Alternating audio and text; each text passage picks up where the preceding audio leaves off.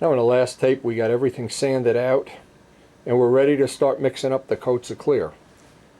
Now from this point on we want to be extra careful not to ding dong and get fingerprints in this and whatever, but I want to have the clear just a little bit thinner than normal, about 65% thinner, but that can vary.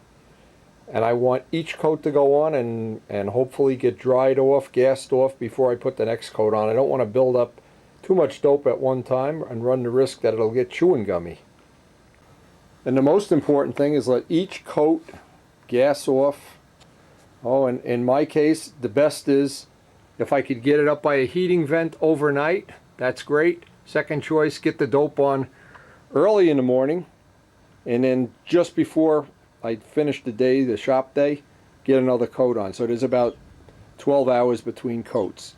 But that assumes you have heat, or it totally assumes that you're not going to, if this is out in a cold garage, all bets are off, and I'd let it sit an extra day between coats. Dry time is an extremely critical thing when you're putting on any dope, and especially from this point in the substrate up.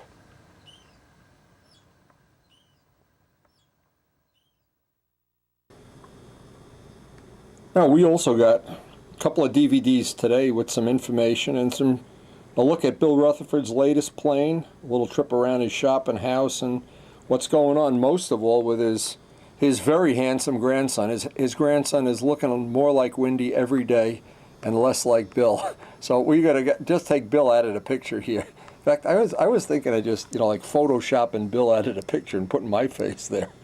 Oh, if I had a grandson, Bill, he'd be world champion of something. I don't know what though. We haven't figured that out yet. Anyway, before we get started here, and before we stink up the house with dope, let's take a look at what's going on with Bill Rutherford down there in Houston. And of course, Bill, world famous for his RV6.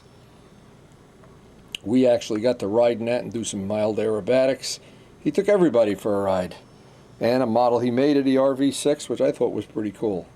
But the big asset Bill has that he brings to the table is his grandson, who actually is following in my footsteps of shooting embarrassing video of Bill. Anyway, check it out. This is some, I think, some fun video from Bill. And then we'll get back to the shop doping away. And it came out kind of heavy.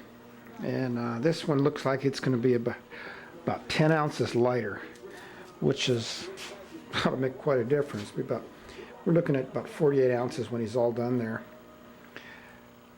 So he'll have to get back out here and get it finished up. I don't do all this detail work. He has to do all that himself. Oh, there they are. There's my daughter Lisa. And there's William, he was doing cartwheels and he broke his wrist. So he's kind of the hero of the day here. And there's Dad Gene. So anyway, well, he broke his wrist, just got back from the hospital. So he's feeling pretty proud.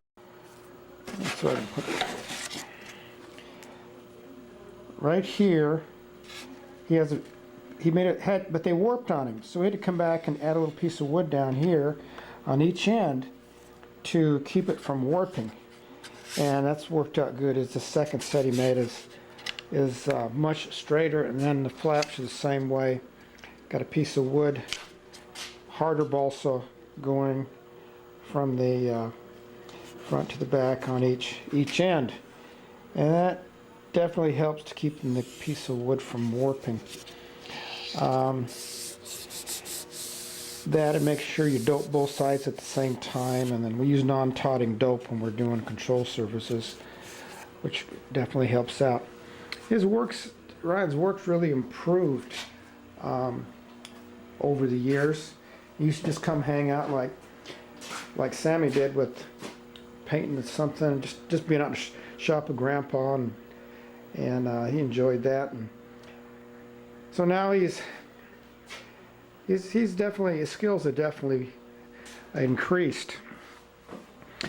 This is my airplane for next year, a Trivial Pursuit. I just ordered a kit from RSM. I just wanted to try it out. You know, I've flown a lot of different airplanes, but I was talking to Ted, and he said, "Give my airplane a try." He said, "It might fit your flying style." So, hey, I've got it. So I can always go back to next year's airplane. This doesn't work out. But I took the time to make the tail. I didn't make any modifications on this airplane, except on the bottom. I put a tuned pipe in it. I wasn't going to, but it was coming out way too nose heavy. So I kind of omitted all this stuff down here, and I went ahead and put a tuned pipe in it because it was getting really nose heavy. One mod right here I didn't make, but this on the vertical fin here, he's got all this area. Then look at the length of these ribs here. I don't think this is the way Ted did it, but I guess RSM modified it. But so I built it just like this, put it on, and then I covered it. Then I started getting wrinkles right here, and a few right in here. And what happened was, because of this long area here, all this pulled down. This warped like this. The covering pulled this down here. So I went back, took the covering off, sanded this back down here, and then I took a piece of spruce and drilled a hole right down the center here, because it had no support here, and all this is the dope is going to pull this, because this isn't that much structure. So the second time that worked out pretty good. Then the other thing was the tail wheel. This is the quarter dorsal fin here, and they're showing this, which should be higher. They're showing this in the dorsal fin itself, and you know that's not going to work. So I really didn't put that dorsal fin on there because I didn't put this on here either. I just thought of I didn't care what that looks like on the bottom. Everybody looks at the bottom anyway. Then the cowling, I made the cowling like Wendy does his. I cut it back because on my airplane it worked out really good. This is my right. But anyway, it worked out really good because the cowling it leaves the engine exposed here. And for maintenance and for all of the and flying out of the field every day, it just makes it so much easier than having that cowling, and I don't think anybody ever looks at that anyway. So this is the cowling I came up with here. And then he had these scoops on, or I guess outlets on there, and so I did this all of Wendy. I took a piece of 1/64 ply all the way around here, which gives it a good strong lip to work with. And you're always hurting for room up here, so the ply comes in right into here too, so that strengthened that up. And then I made the cowl hold downs here and here and here and here, which makes for stronger cowl arrangement. And then when I was building it, I had a bolt going through here, so I can use that, but I probably won't because I've got it here and here. But if something ever happens to those mounts, and I've always got that one to go by.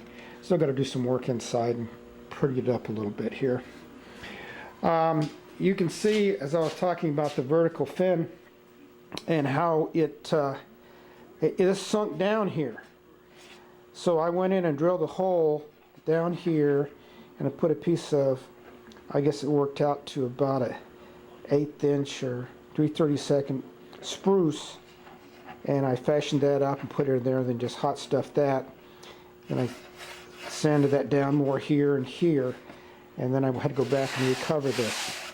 So this right now is behind all this. You know, you can do about a couple of coats of dope a day. I put a lot of filler in this, and it's getting filled in pretty well, and it's all been sanded after every one. So it's all tissued and got a lot of dope that's been sanded after each one. And right now I just weighed the thing, and with tip weight, engine, prop spinner, wheels, the whole ball of wax on the thing, and it's coming out at 59 ounces right now. So I just talked to Wendy on the phone, and I said, how are we looking for this? What am I, I've built too damn many airplanes that come out in the 70 ounce range, and I've always felt that I could get a little bit of the weight out of that. It would just help me. So he told me, when you get ready to silver it, and I'm about there, he said that's going to add 1.5 ounces if I'm very judicious about sanding it all down and then put the last coat on with the airbrush. So I will do that, and I will weigh it judiciously to make sure that I don't go past that 1.5 ounces. He said the color, if I don't use white, will add 1.5 ounces. So that, you know, I've just talked 3 ounces right there, so we're up to 62. And then he said the clear should weigh 1.5 ounces if I really sand it up. Sand and, you know, 600 and then go to 1200 and 1500. And especially on the bottom to get that clear down. Then I will go and add right up here in the front. I will put a coat of polyurethane up there. I'll do some probably PPG Concept clear right there, because that is a pretty, and on the cowling, but that's a pretty around 10%, so that'll go right into the dope. So I got a lot of... Now, just to interrupt Bill for a minute or so, Bill and I have talked on the phone extensively, and I'm glad to see that Bill is, well, getting more and more conscious of weight, because we're right at that point in our build right now where it's real easy to pile on 17 extra coats of clear. And Bill's uncovered a couple little idiosyncrasies in the plans that somebody building that plane might want to change. So I'm glad he's willing and able to pass this info on. But the real test is when we get to hear what the final plane weighed after it was trimmed out. And we're rooting for Bill. And I'm glad that he's willing to share the information too. Let's get back to seeing what else he's uncovered here. Some interesting stuff, and I'm glad people have taken advantage of the opportunity to share it. Here was just bringing a paint scheme that would come like so, go down the leading edge, then cut out here, and then leaving this with leaving this area here with no trim on it at all, other than a little line between the two, because this is the flying event. And if you look at it, you're going to get 10 points on appearance points. You're not going to get 20. I mean, that's, oh, Phil got it last year, and he did, I mean, the time he spent on that airplane and to get that 20, and Wendy was at 19, and he's always up at the top of this game on that. And I've got 17 quite a few times, and I was just shy of getting 18 once, but boy, the work to get that, and it does cost you something in weight, because you can't, I mean, if you just take all the weight off you can, then it's going to... Well, right at the hangar, and my airplane is up on jacks. We're doing a 100-hour inspection on it, and we're checking it out. We've got this piece off right here, because we had to drill all these rivets out. And it seemed like somebody, when they were flying my airplane, they made an extremely hard landing. And not only did they, first thing we saw was this damage right here. This rib was broken. See, now up here is a new rib. That's a brand new one. We just had to order. I think that was like $1,600. But they broke that rib, and I said, whoa, what's going on there? Well, that's next to that rib is this rib. So we take this one out, and we see this one's broken. And you notice all these pieces here. Well, this is fairly stiff aluminum. Broken there. Broken there. And there's the new piece there. And that was like $1,200. And I've always had the tendency to make them a little too heavy, and I think I was always right on until the finishing process, and that always seemed to kind of like, yeah, I can put some good finishes. I mean, when I was pylon racing, I won best of show at the Nats twice, and that's like winning the concourse at the Nationals. So anyway, my airplane came keep track of all our weights, keep weighing it. Now you have fixed weights on an airplane, engine, prop, spinner. They can be varied somewhat, especially the spinner, and a wood prop weighs less than a carbon prop, but the carbon's usually a little better performance, sometimes a lot better. The spinner you go carbon fiber, the fuel tank, get one of Wendy's $100 tanks, which I will probably do on this airplane because it's coming out nose heavy, which is a real treat because tail heavy the airplane's basically not worth anything because by the time you add all the nose weight to counteract that, the airplane's a sled. Anyway, this is a fancier Trivial Pursuit. I've always wanted to build one of his airplanes because Ted and I have been buds for years and years. Anyway, ready for sale with the flaps, elevators, cowl, airplane, without the engine and a few of those items came out at 35¼ ounces. That's no engine, no. Without the fixed weights, like I said, you can't vary those very much. So the airframe you can vary quite a bit, and we've got a pretty good airplane. The airplane all up weighed just under 59 ounces. That's tip weight, fuel tank, tubing, screws, bolts, everything to make the airplane fly. And that was doped out, silk spanned, and ready for silver. So that wasn't too bad a weight. So I consulted Wendy. I talk to him quite often on weights and things like that, and he's kind of like my cheering section, and except when he says, you messed up, throw it away, you're not going to get it, you're gone too far. He said that a few times, but he told me the silver is going to weigh 1.5 ounces. I'm very judicious, and when I put the silver on, which I was very judicious when I put my first coat of silver on, but something he says on his tapes that, and I've watched them I don't know how many times, I've lost track, but he said, be prepared to be disappointed when you put your first coat of silver on, because it's going to show up all kinds of flaws, and it does. Sometimes you'll get a flap like this and you'll say, this came out pretty good, it's got one thin coat of silver on it, but I found a couple of places up here. Now Wendy doesn't really care for the putty too much, or the pooty as he says, but I find that just a couple little places, if you take it off except for just a little bit, you're okay. But you can't put it on there and expect it to cover up a lot of places that you've been kind of reckless with. So we'll sand these down probably, it's almost 10 o'clock, we'll probably won't get that much done tonight on that, but I'm sanding the cowling right now and all kinds of little things. Now you can see right here on the cowling, you see all the big blobs of putty, but when we get done, it'll be one little dinghy like that. See, that all this will be gone. It'll be sanded off, and the weight gain there will be negligible. So that'll be, the cowling will come out pretty good on that. You want it to look like a piece, like it's molten glass. And if you've got a nice smooth cowling, it's more fuel proof too, and that's always a factor.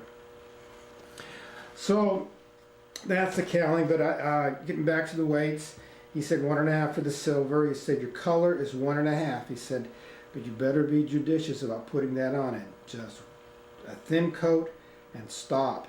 Now if you've got a good coat of silver underneath, then one coat will do it. But if you've got little dark spots showing through like this right now, the paint color on this, it's going to look all splotchy. You'd have to put 4 or 5 coats to get rid of all that. Well, if you got one good coat of silver on there, and thin, just enough to cover it, then one coat of your base paint will be just fine. And I find the trim doesn't add much in the way of weight. But so 1.5 for the silver, 1.5 ounces for the color, and 1.5 for the clear. And I say 1.5 for the clear, you're going to put about a quart of clear on it, but you're going to have to take your 1500 and get most of that off. You can't leave it on the airplane. You're hauling around that weight for nothing. So we've got all this, and as I said, the airplane weighed 59 ounces with everything on it. So I'm looking at probably about a 63 ounce airplane. And Ted said, if you haven't come out at 63, he said his weight's 68. He said if you have come out at 63, you're gonna have a killer airplane, which I would really like to have. But you can see, I'll show you when I'm done with this. You can see all the little goober places I found. There's another one there. So this is what silver does. It brings out all these little places that need attention. It brings them to mind. We were in Scotland. That's where I'm from. I was born in Scotland, a town called Kirkcaldy, and my father was from Dunfermline, and that's just above Edinburgh on the North Sea. Well, I called this guy Bill Grieve. I didn't know him from Adam. I just saw his name in Stunt News, and he was from Dunfermline in Scotland. So I wrote him a letter and said would be there, and would he like to meet? You know, being a modeler and all. I had no idea who this guy was, none whatsoever. But if he's a stunt flyer, he can't be all that bad.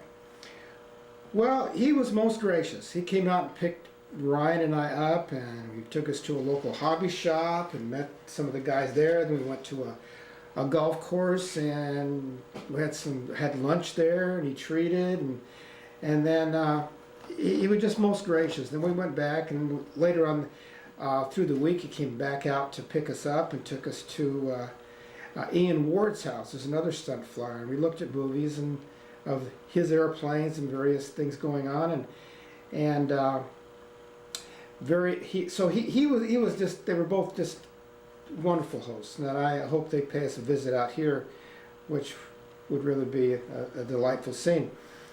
Well, it's the day after Christmas, December 26, 2008, and I'm putting the yellow paint on my Trivial Pursuit here.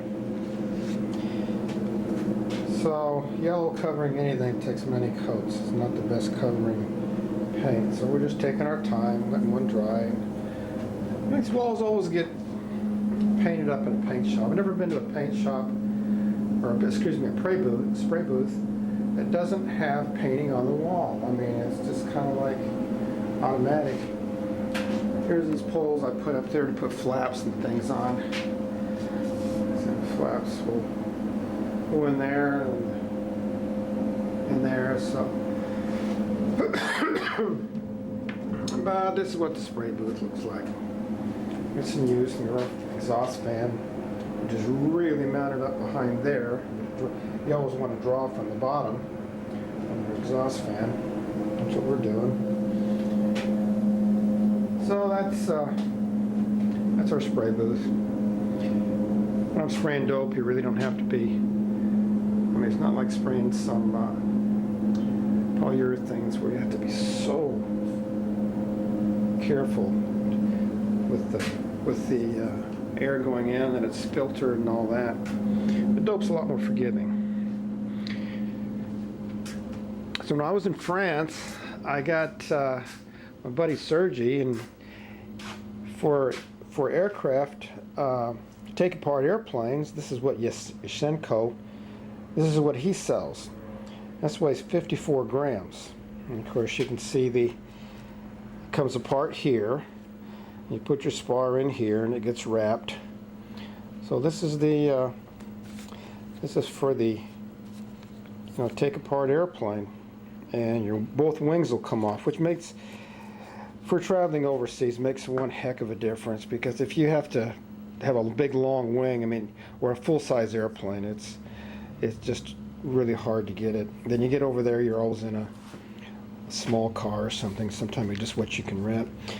So that's for the main spar, this part here, and you mount it to on this side, you mount it to a plywood plate in the center of the fuselage, and then here it's got for your bell crank, see? But it's pretty close to the edge here, and it's all in millimeters, so I don't quite know how I'll work that out. Then to the back of your wing, this is for that. This is where they join together, and you can see the screws there. So that gets anchored to the fuselage, and then we've got the wood in there for that. It looks kind of like pine, probably spruce. And then the fuselage, you'll have stringers, and you'll have one of these on top, like so. And the fuselage, usually they break it right behind the flaps there. And you know, you space them out. These three will be spaced out, and they weigh 6 grams a piece. The net grams for that. So you're looking 2.5 ounces of hardware here. And we're getting ready to get rid of this tape being about done. Just I want to share this with you on my RV6, being next to a Seafire here and a Mustang, and how small it was compared to them. But that was a lot of fun. I always wanted to fly in formation with that Mustang. We set it up a couple times. I got weathered out, so that's the way it goes. Fun with taking those pictures. They had a blast. When we took them there to get the pictures, they were great. They were, the guy who took the picture, they had so much fun. They were laughing and giggling and... Carmen Yeah, sent that's us good. to a place, it's up Champions. Why don't I take it back? No, thank you. It's in a trash bag with duct tape on it. picked it out.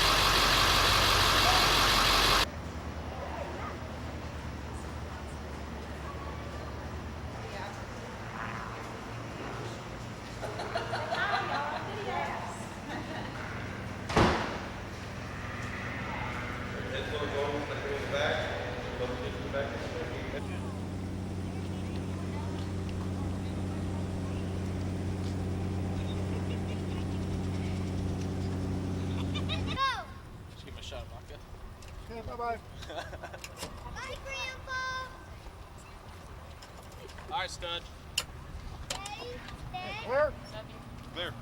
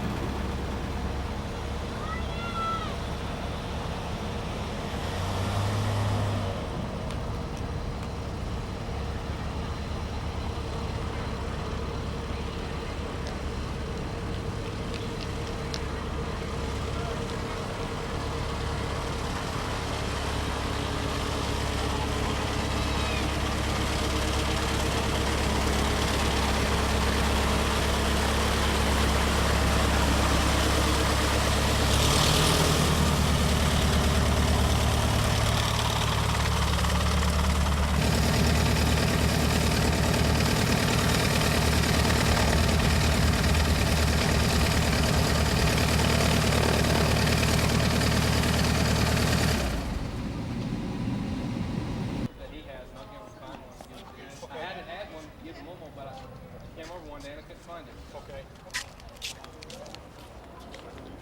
Come on, Libby. All right, Libby. Let's go.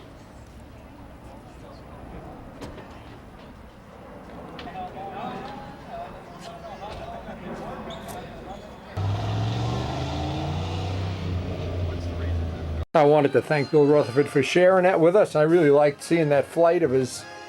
He made that whole plane, that RV6. Now here's a great tip. The other day when we finished sanding this, I left this out on the table. I have all this powder here. What I'm going to do is very carefully roll this up right now. Put it right in the washing machine as a way of keeping the dust down in the house. Get rid of all the old sandpaper. And then what I want to do is mix up another batch of Brodak Clear with about 65% Brodak Thinner. Now we've been lucky enough to have, in this cold weather, the heat almost never goes off in an old house. These parts have been cooking for a few days. Even though they're sanded, waiting that extra day is just going to make the future sand outs even easier because that whole substrate has to harden up. Now I always like to keep track of what I have in a jar. That's important. And from this point on, what I don't want to do, I'm going to shake this up. And see there's a little bit of beer foam on the top. Well, I actually probably could go even a little thinner than that. But for right now, I want to get one coat on everything. If it seems like it's a little thick for these conditions, I'll add a little bit of thinner. Now I want to start with all my small parts first, of course. And I'm thinking the way this may work out, if I let these parts, I'll get one coat on, it dries overnight, get another coat on tomorrow morning, and another coat tomorrow night, and I'll be ready for another sand out. I try to plan this out around the weather more than anything else. But the problem is every time I detail sand this out, there's going to be spots that need to be touched up, need to be worked on. So I don't want to lock myself in and say it needs one more coat, 3 more coats. What this needs is I need to be able to see a little bit of a shine on the part. And usually that's about 3 coats. It could be 4 and it could be 2 if you make it thicker or thinner. But if you wind up with the material just about the right consistency, I think 3 coats will do it. And that's, I guess, one way of knowing you have the right consistency. But that varies according to shop conditions, and in our case, according to how many times, see, everything hangs or is near that heating vent. Now the first thing I like to do, of course, take one of those little parts. Let's just see if the dope is going to be thick enough, thin enough. Looks fine. And I'm going to try to get as few brush strokes as possible.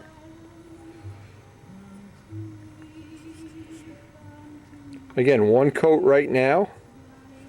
Maybe 12 hours later, one more coat. I'd like to get about 3 coats.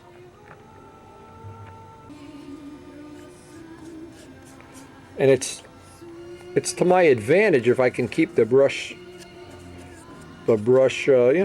marks down, but it's not one of those things that I would panic. But if I see too many brush strokes drying, one of the first choices I'll have is just add a little bit more thinner. I'm trying to keep this thin so it's got good penetration.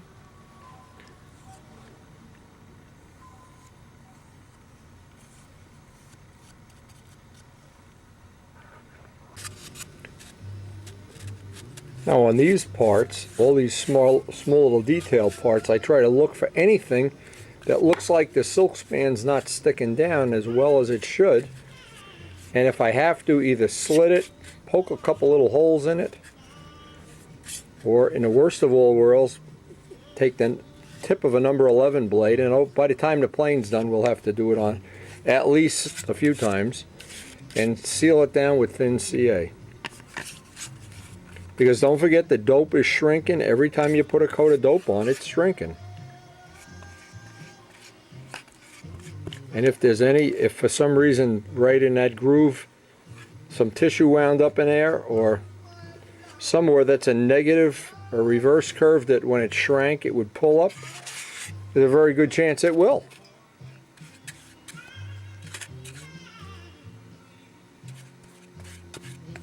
Again, the biggest trick is not to get the dope on, you know, like one coat every hour or something, because it doesn't really dry up the way it should.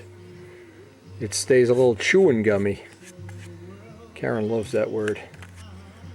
One day I complained to her that it was a little chewing gummy. She just looked at me like, oh boy, he's over the edge. He's been out in the cold too long. I just try to see that we have a very minimum of brush marks on this. I think this is going to be fine.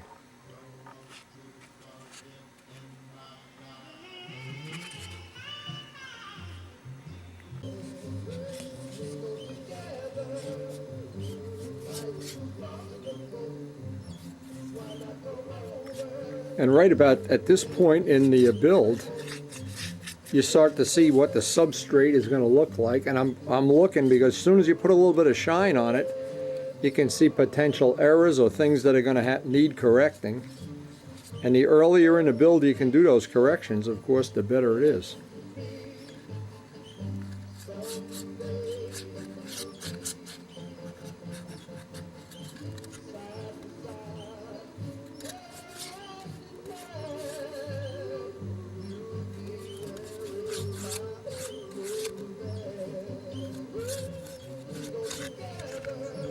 But the parts are starting to shape up. It's that time of the build. I spoke to Dave Midgley today. He's anticipating a week or so coming down for a visit, some modeling work, take a little break from his growing business. That'll be fun. John Datavio's 86th birthday is later this week. I gotta look at the calendar when we got it, but we got what's known in the modeling world as a full plate.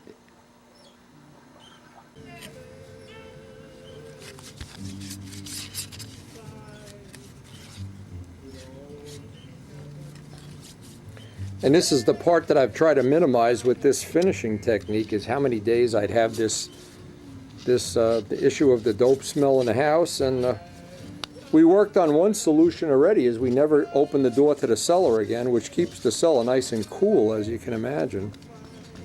And to some degree keeps it a little less smelly than it was. But we've just had a brutal winter. It's just unbelievable. Got that Rojet snowblower going almost every day.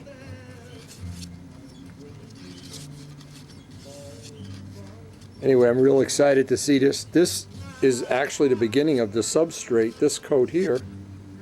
But we're going to get, I'm sure in the next couple of days, get at least 2 or 3 coats on. That looks like it's really going to settle down real nice. Just something to keep in mind, flaps and elevators, make sure you keep both sides wet at the same time. And I'm not sure if you can see how I've got the material, because it's relatively thin, it's flowing like, almost like water. I shouldn't say water, but it's on the thin side, which is what I wanted. It'll work, I hope, real well in these shop conditions. It'll minimize the brush strokes when it comes time to do the final sanding.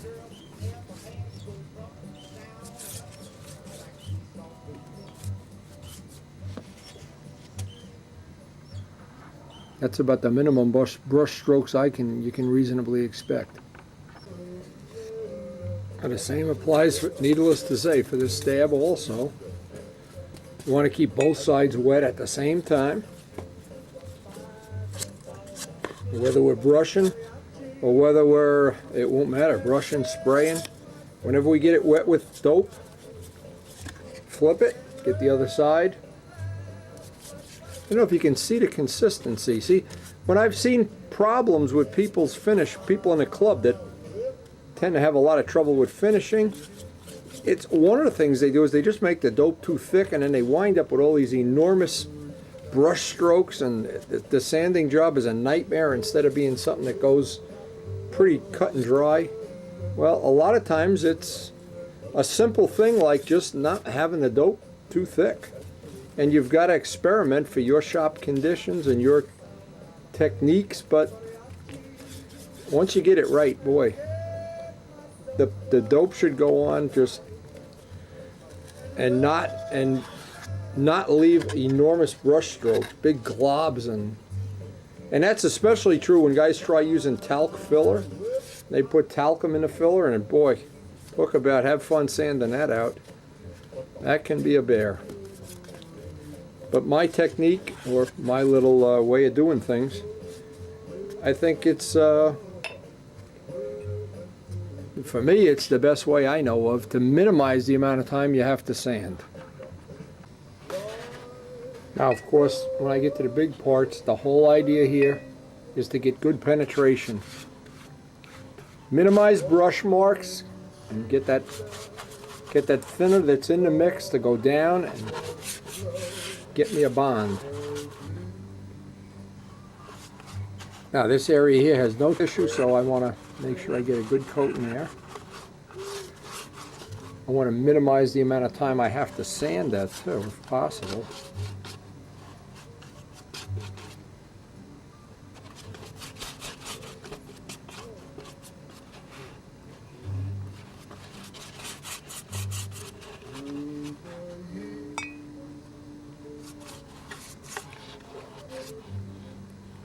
And so far, this fuselage has come out well within the weight we expected. It's as rigid and strong and, as you can imagine, in most of the ways that you normally would measure a fuselage, this one is a good one.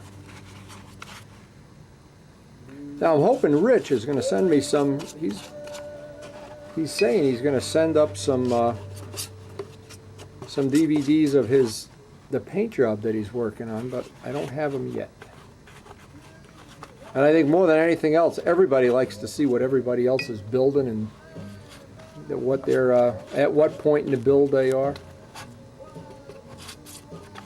Let's face it, we're a bunch of old men. What else do we have to live for? I'm not sure I agree with that, but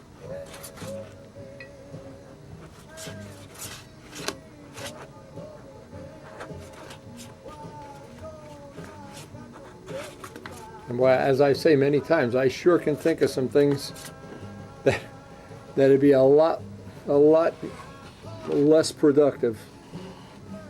Especially when you consider the friendships that we have. That's what makes it, well, like Johnny D's birthday party coming up and stuff. Seeing Brian the other day, seeing how his adventures with his real estate holdings are going.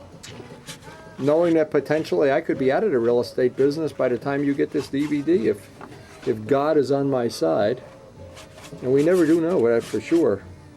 He can be the best friend or the worst enemy at times like this. We'll have to see. I am really looking forward to becoming a full-time modeler, not a part-time anything. Full-time Ducati owner. Anyway, this is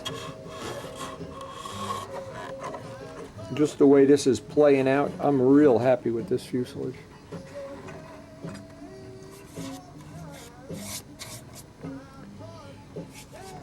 And another valid point is with the weather the way it's been this winter and this absolutely awful amount of snow and ice and wearing out the snow blower, and I'm just wondering what would be the other choice. We're going to all sit down and watch Oprah and then call up and discuss it on the phone. Dancing with the Stars. Oh, I got to confess, Karen has signed me up for dancing lessons. Not sure I'm going to be able to get any DVD, but I made a deal with the devil, a bargain with the devil, and I have to ante up to the bar now and pay my half of it. The deal basically is if I'm allowed to get a new Ducati this summer, I have to go for dancing lessons. Can you imagine how humiliating that is?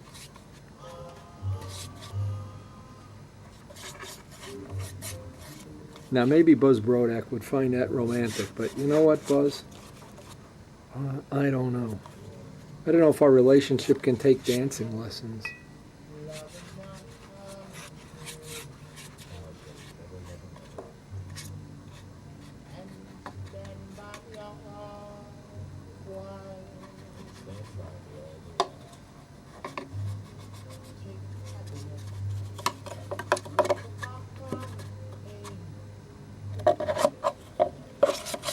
I'm trying to get in and get plenty down in where the pipe tunnel is ultimately going to reside.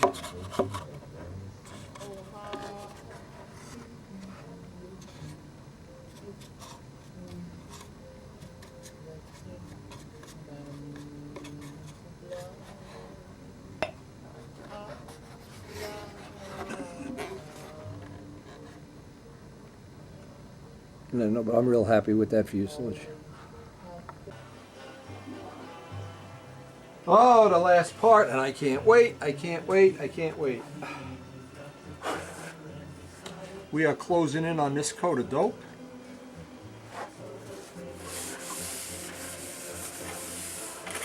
And this is going to be it for today. We have actually gone a whole day without having to use the snowblower. That's kind of amazing. Just getting some of the sanding dust off of this.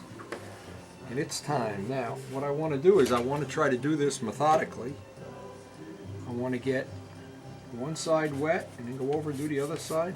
Even though I don't think on composite wings it's all that big of a deal, but boy, it sure is on an I-beamer. You find that out the hard way.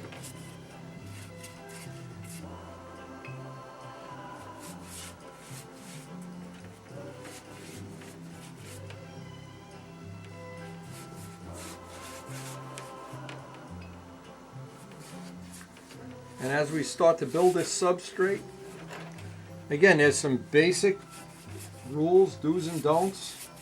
They're all pretty simple. I try to put most of them on the DVD at real-time speed so people can get an idea of what's involved. The sanding, the doping, the letting it dry between coats.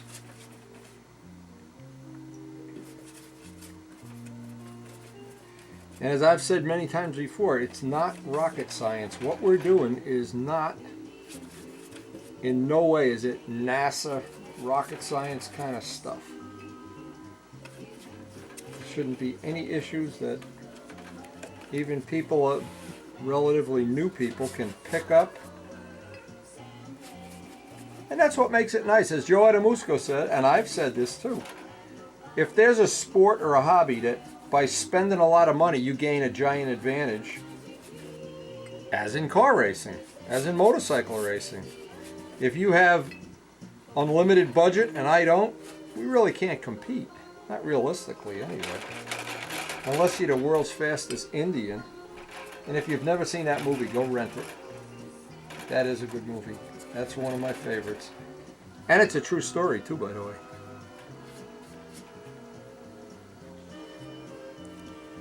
But I've always thought one of the beautiful things about this is you just can't buy it.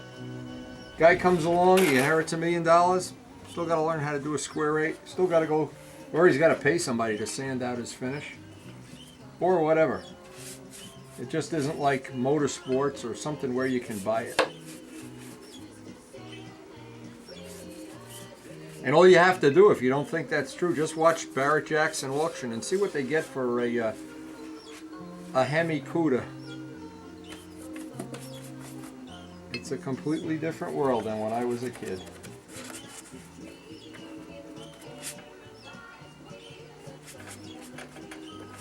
Anyway, I'm excited about having this coat on. Getting down here tomorrow morning and seeing how it's going to look once it's dried up, which I think it's going to be super.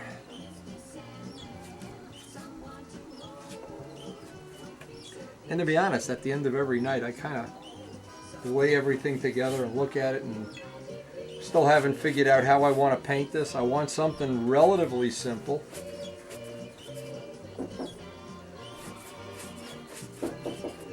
Hold on. Now what's supposed to happen is the dope is supposed to flow on. I'm not sure I make that point as well as I should. It should not, I guess, I wish I could show this on a, in fact maybe I can. Let's see if I can do this. I'm not sure I'm going to be able to do this.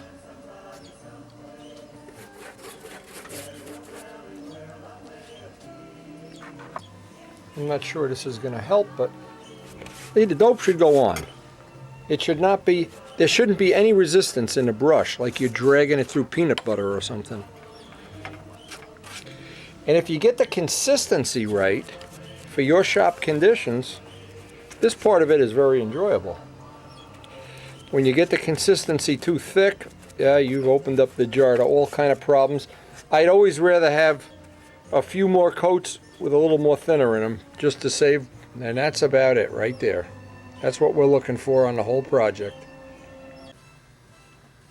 And we'll see what this looks like when it dries up, but right now that's looking real nice to me. That's looking like going to be the beginning of a real nice substrate.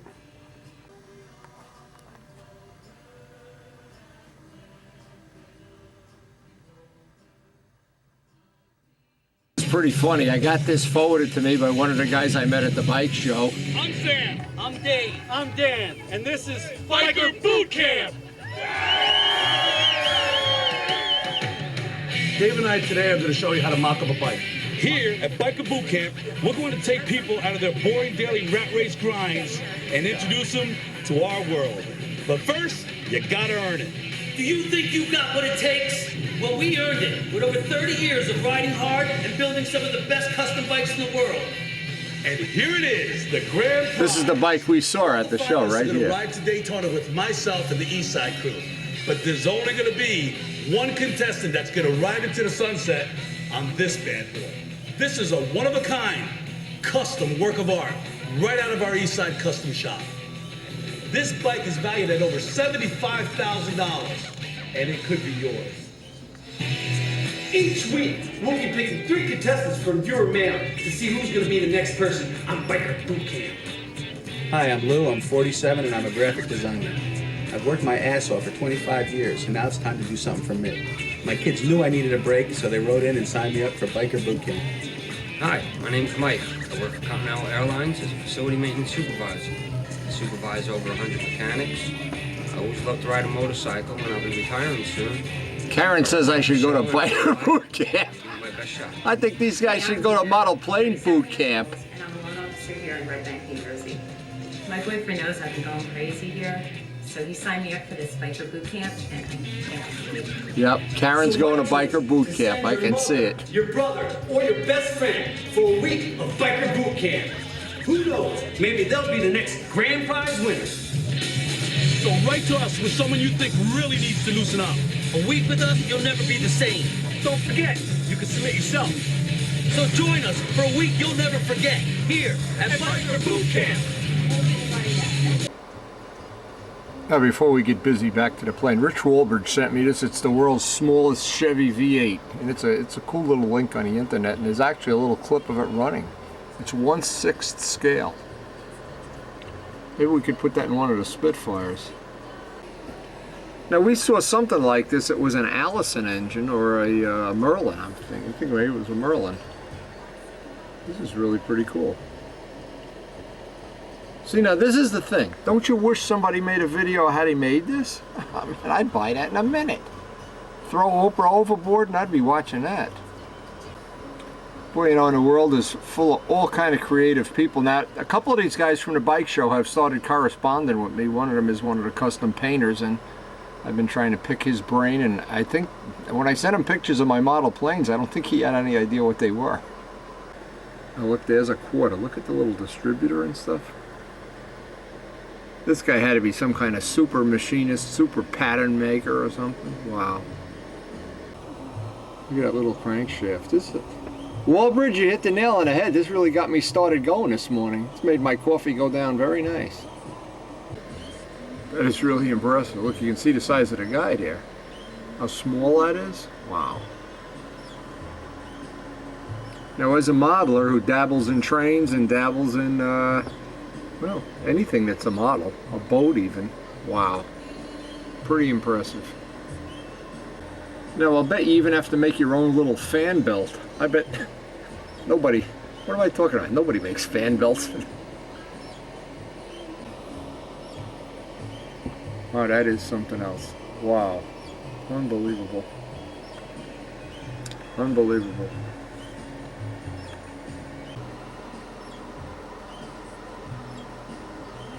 Now, as somebody who's taken apart and put back together many, many Chevy 327s in my childhood, It's hard enough to put a real one together. He's got a little electric starter. Look at this. Wow, is that cool? Look at a fan belt even jiggling around like a real fan belt.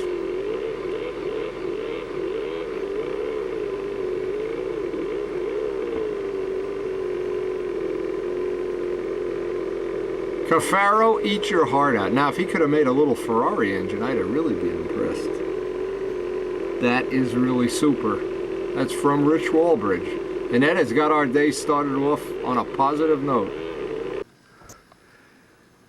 Yes, sir, Wendy. You want to join a bike gang? You want to go on a big, go to Bike Boot Hill Camp or whatever the hell that was. That was pretty funny. I don't know. But you know what? I get the feeling some of those guys are serious. I got some stuff, Karen, email this morning for biker boot camp. They wanted me to go to their biker boot camp. They ought to go to my stunt boot camp, Joe Adamusco's boot camp, the bird boot camp. Well, you asked for it. You signed up for everything. Yeah, I signed up for everything. What the difference? I'm getting, look, this is the main thing. This is the key to life. You want to build model planes, you got to have Javalia. You're going to get down there and see how the dope's drying up in about 2 minutes. Once I get back, I don't know if they have this on boot camp. The first thing I'm looking for here, this has 2 coats. They're dry. I've just hit it with a piece of sandpaper. I don't want to do any real sanding because I don't have to change the shape, and I've got it pretty smooth already, except if I find any imperfections or wrinkles. So I wanted to show this real quick. This is about all the sanding I'm going to do between coats now. Just enough. This tells me, the powder tells me that this dope is dry from being up by the, well, the heat in here, the amount of heat and the humidity. But not gonna take a block and go grinding or changing shape. We're just trying to impart a surface, and then we'll put on, and from the look of this, see, there's no reflection at all on this. This is gonna need a minimum of 1, maybe 2, maybe even 3 coats, because we've been putting the stuff on very thin. But the advantage of putting it on very thin is right now, there's no brush strokes in there at all. And the most important thing with all this, every time I do any sanding, is to break everything that could be an edge or a corner. The idea is that we don't get a razor edge, that the paint's going to start to peel, or that when we start to buff it, we're going to go right through.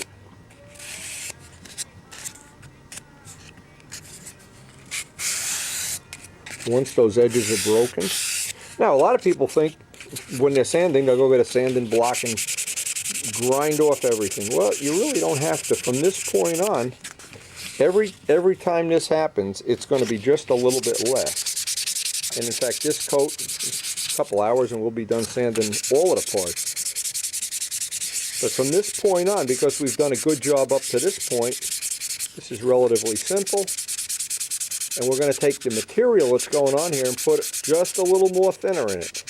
This next coat will even be thinner because the idea is I'm trying not to leave. See how nice that is? There's no brush marks. When you put on the material way too thick, my God, sometimes you want to cry when you see how many brush strokes there are on it. And actually, from this point on, if it were nicer outside, we could spray some of the clear. But I'm not freezing out there today if I can avoid it. And that's one of the nice things about doing it by brush. It's very convenient, very energy efficient. Anyway, I'm thinking it's dry. 1 or 2 more coats, and we'll be ready to put the next coat on. We'll actually be ready to make a decision what we're going to do. Now, a lot of times when the parts are this smooth, I don't use any filler at all. I just put a coat of silver on and see how much more material I need. Many of the planes I've done, I have no filler at all on them, and that's been fine as long as you put enough clear. And if you put it on in thin coats, you really do save yourself a lot of work. Now, here's one of the things I'm always aware of. Any little hatches, I want to block sand each time. I want to get off as much of the extra finish as I can because it's difficult to do it on the inner side. Otherwise, what happens, the paint from the inside builds up, the paint from this, and when you go to put the hatches in there, it's not as good of a fit as it should be. And there's sometimes right over the aluminum tube it can be a problem. And then I just want to clean up everything, clean all the edges. Goes relatively quickly. But if you don't do this between every 2 or 3 coats, you wind up with then a real big job at the end. I just think it's easier for me to do it this way. Only takes maybe an hour, 2 hours the most. And then the next coat goes on with a little more thinner. It even goes on even smoother than this. And there are no brush strokes in that at all. You wouldn't know if that was sprayed or brushed. Except the other bad side, I forgot to mention, is if we decided to spray this, the downside would be instead of 3 coats, we'd need 9 or 10 because it just that much less material goes on a spray coat. The brush coat actually saves you a lot of time. And the most important thing on all of these little parts, as I'm going through the flaps and elevators, I'm checking that they're staying nice and straight. Again, I have a little bit of a, let me get the phone.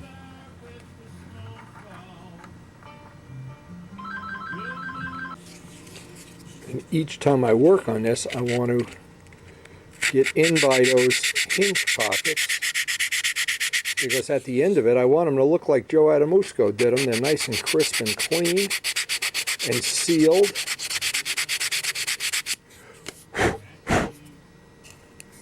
Now I also, as with every part, I want to break every edge. And that seems like I say it over and over again, but when you fail to do that, even a couple of times, you run the risk that that paint around the corners and edges, and you'd have a problem at the field, say, and you'd be wiping a plane off, and you look at a little bit of paint, will just start peeling up, and it's because you've got a razor edge there, more or less.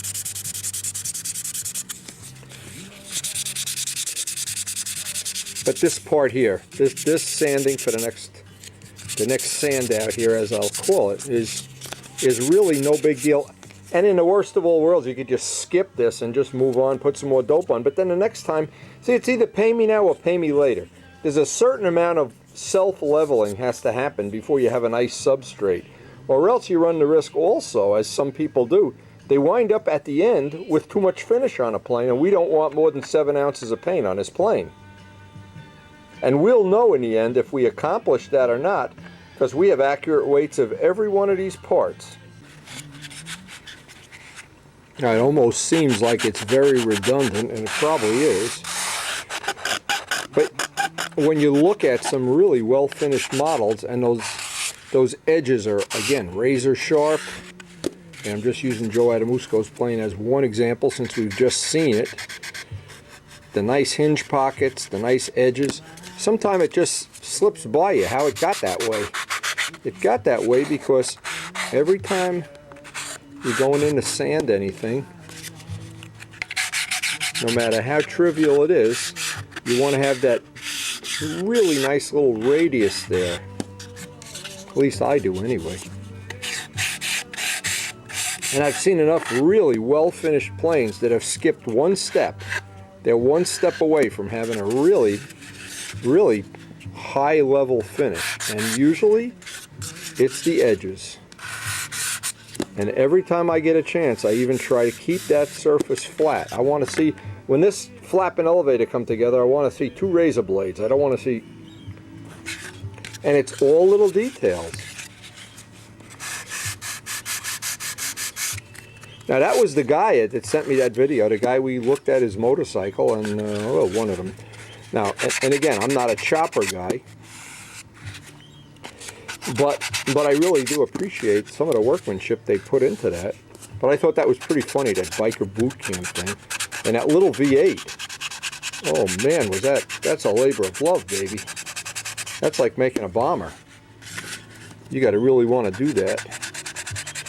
I'm just getting in all the edges and corners. In this part here, I want to make sure you can see how close the tissue got. But we're still a couple of coats away. Now I'm going to get the sanding block right up almost into that, but the last little bit I'll do by hand.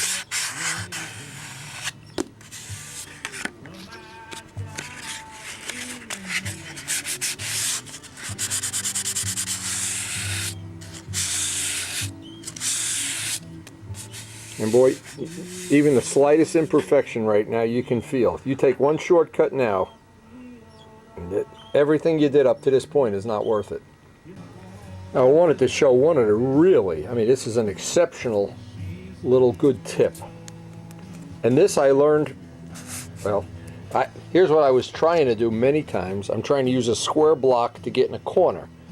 Well, if you use a square block to get in a corner, what happens is you never really get in a corner. You're always 1/64 of an inch from the corner.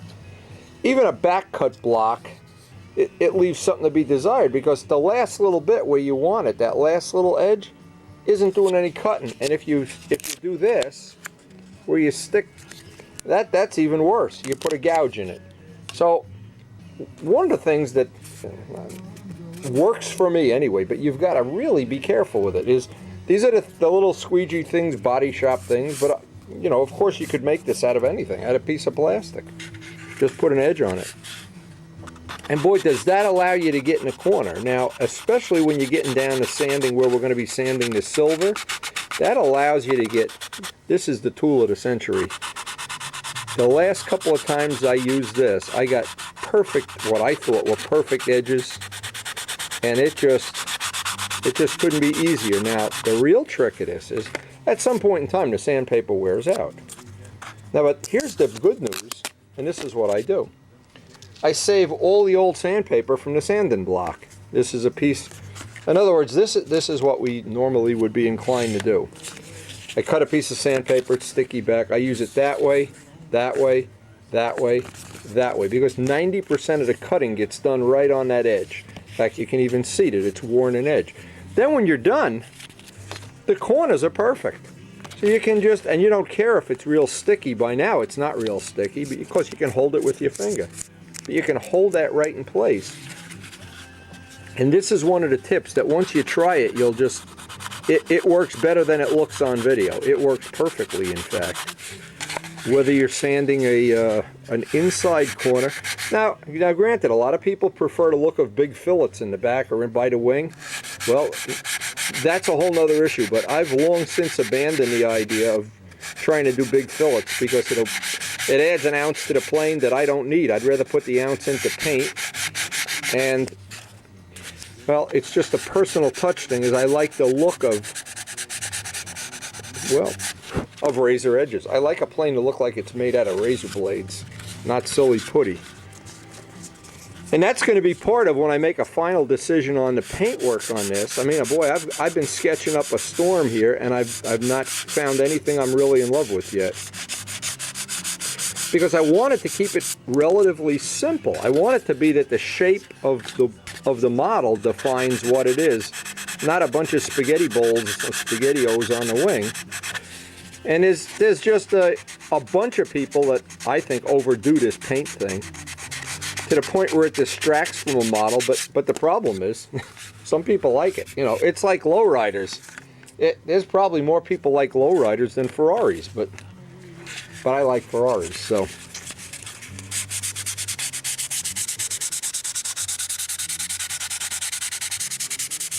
Now I'm working right into that with the soft part of my hand, because there's no way I can get a block it changes radius as I go. I'm not sure that's going to be exactly what I want until we put these parts in silver, but even then I may want to change them somewhat. Now what I tried to do, and I've been trying to do this all along, this was the one thing it didn't work out well on. See, I tried to, my flexible thing, I tried to figure a radius for this part and get in there. And I wasn't happy, because what it was doing is making two gouges. It's putting a gouge on both sides. So I kind of, for this part here, I'll just have to really tough it out, I guess.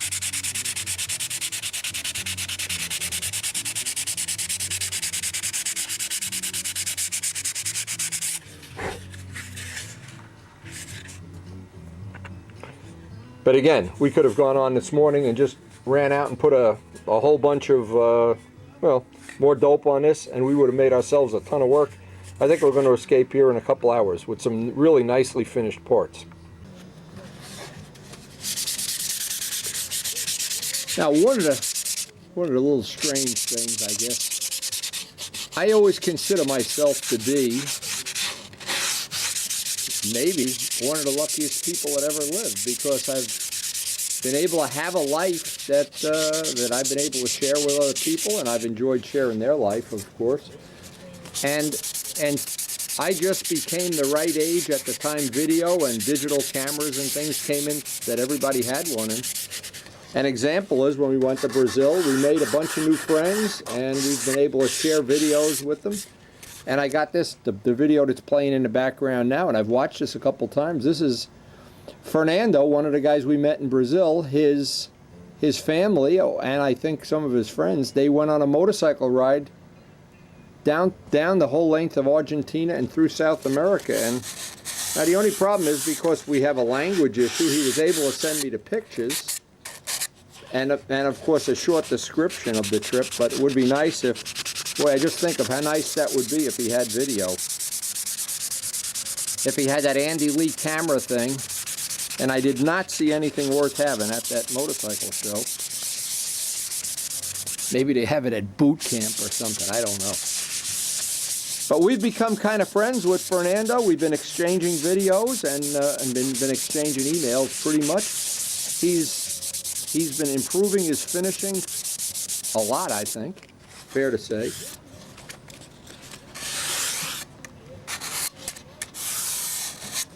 And we're going to be ready to dope this pretty soon. This is just one of those parts where if you take a side that isn't, you can even hear the difference. And it's just amazing to me. Every time I sand this out, I look and I get more excited about sanding it out, because it even feels nice. It even has a nice feel now. And I think, again, I want to see just a little bit of a shine before I put the first silver on that. Maybe we're only a couple of coats away, but I'm going to go with thin coats. I'm not going to be tempted. See, the temptation right now is to put on a thick coat and it'll shine. But if you put a couple of thin coats on and sand each one, you know, I think you're always going to come out ahead of the game on that. Now, Fernando and her friends are really getting me excited about seeing these. There's 700 of these things, too. He's got... I obviously can't put this all on the DVD, but boy, it looks like they had the adventure of a lifetime, which is, well, I consider my trip to Brazil, you had the adventure of a lifetime, and they did it by motorcycle. That's really cool. I'm blown away by this. And look at some of the roads and some of the villages and some of the scenery they had. Wow. And through the magic of DVD, people all over the world are going to be able to share this with them. And obviously, you know, another thing that just rings a bell with me is, you know, this South America is a, you know, parts of it where we've seen it's very populated and parts of it very desolate.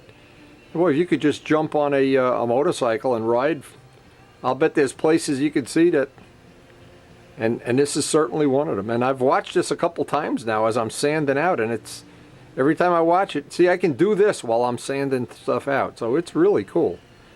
And I want to thank Fernando. Of course, he'll be copied on some of my videos too, but this is pretty special. And it makes it even more special for me, the fact that I've been in Brazil in the last year, and I got to see some of this in real life, but this really adds, and see, this is the thing with motorcycles as well as model planes. It's the camaraderie. And I just think, after looking at Fernando's photo slideshow, it's making me wish I could get on a motorcycle and drive to South America. There was a thing on a Speed Channel, they were touring, one of the guys that's a host, the guy with the mustache, was touring Switzerland and Ireland and all kinds of cool stuff. Oh boy. See, now I've got to work with the block each time I work that tip. See, I'm trying to make a razor blade out of it. Or as Joe Adamusco so correctly says, razor edges. And I've always thought that. And when you look at other people's planes, you don't see a lot of razor edges, and there's a reason.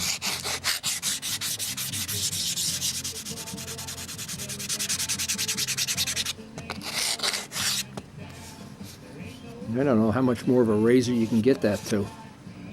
And it's hardened up with a wire and with CA. And you can just picture Jacobone's going to pick the plane up and cut his nose or something.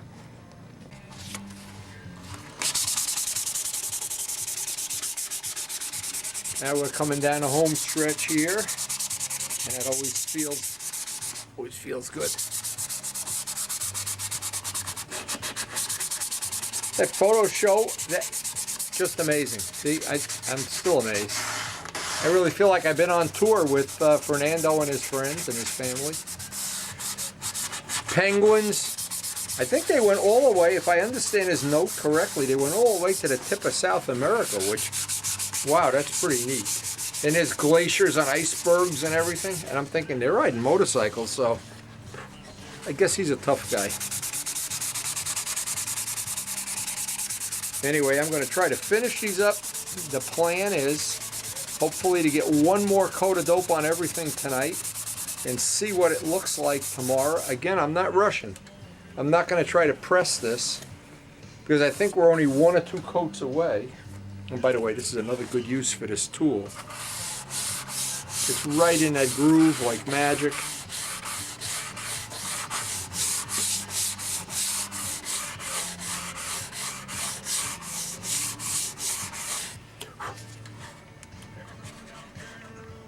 Look at this. In the middle of sanding out this plane. Okay, this is a different kind of, this is a French This is from king. Ray Dory. Ray and Tony. In European countries, the coming of the wise men bearing gifts to the Christ child is celebrated 12 days after Christmas. Wise men. Do you think I qualify? Epiphany, Little Christmas, or the 12th night, is a time of exchanging gifts and feasting. The French tradition of baking a special cake in honor of the 3 kings, a king's cake, was started in 1311. It is a king cake. Today, the baking of the king cake is continued at Poupart Bakery. The figurine placed in the cake before serving symbolizes the Christ child. The cake is covered with frosting in Mardi Gras colors, purple for justice, green for faith, and gold for power. In Louisiana, the celebration is perpetuated by having the person who received the figurine continue the festivities with another party and another cake. Celebrate the Mardi Gras season with a king cake. Okay, so the cake, oh, look at this puff pastry. Oh my God, this looks wonderful. Well, open it up. What could No, you have to bake it. You have to. Oh, you have to bake it? Yeah, you have to. Well, I'll go finish sanding while you're baking. And Cajun seasoning. Ooh. And Mardi Gras beans. Okay. Karen's going to do the Mardi Gras dance here. Ooh. You want to tell everybody about the deal you made with the devil for these dance lessons? You ready to confess? No, it starts in 3 weeks, I think. Ooh. I better get this plane sanded out. It sounds like I'm not going to have any energy left. You'll be fine. I'll be dead. You'll be fine. Now, the things you can't control, you know, this is one of them. And we thought we were going to get this totally sanded out today. Well, I'm thinking that may not happen. But the reason I don't want to rush it, I want to take my time. So, anyway, we've got that king cake is great, by the way. It is sanded out. Oh, just beautifully. And I'm getting to the point where I don't want to take any chances here that we're going to rush this. Oh boy, is that going to dry up nice. And actually having an extra day to dry is not going to mean anything. It's not going to be a problem. And we haven't even started the wing yet, so tomorrow when I get down here I'll have to do the wing. I'll have to finish the fuselage. But right now we have company. In this really cold weather, what Karen and I do to keep our walking program, we try to walk 45 minutes a day, or sometime a little more. We've been walking in Lowe's, which is not far from our house, and I hesitate to bring a camera down there because I'm wondering if they're going to think we're terrorists or something. But you know what? What's dawned on me is this is the longest winter that we've been unable to walk on a track. It's actually been over a month since we could even see the ground. So, but it's given me plenty of extra time to work on the plane, and I think it's going to show in the final finish. In the middle of the winter like this, when everything's iced up and snowed up and everything, I kind of think back. I was watching those guys in Fernando's group freezing, talking to penguins on their motorcycle and stuff. But the reality is, this has really been a crazy winter, and I think one of the things that's going to come out of this winter is we've had a lot of time that we normally would have been pressed for, where we've pretty much had big chunks of time in between using a snowblower when you really can't even go outside, let alone do something you would enjoy. And my plan is to get a lot of that time put into some more coats of dope, some more sand outs, and even like this, when it's the end of the day, I'll get some of the dope on this and I'll be able to sand it out tomorrow. But I'll just get one little step ahead here while I have the time.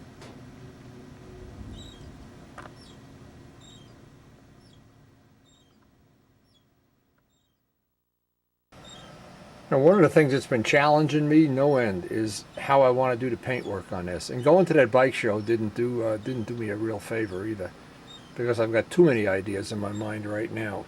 And I've been running them by Karen, and I've been talking to other people about the possibilities, and every time I do, I get more confused than the time before. But one thing's for sure, I know by the time it actually comes time to lay some paint on this, I think we'll have something firm in our mind. And if we don't, it isn't because we haven't been thinking about it for a good part of this winter. And I mean, it's just been a long, cold winter.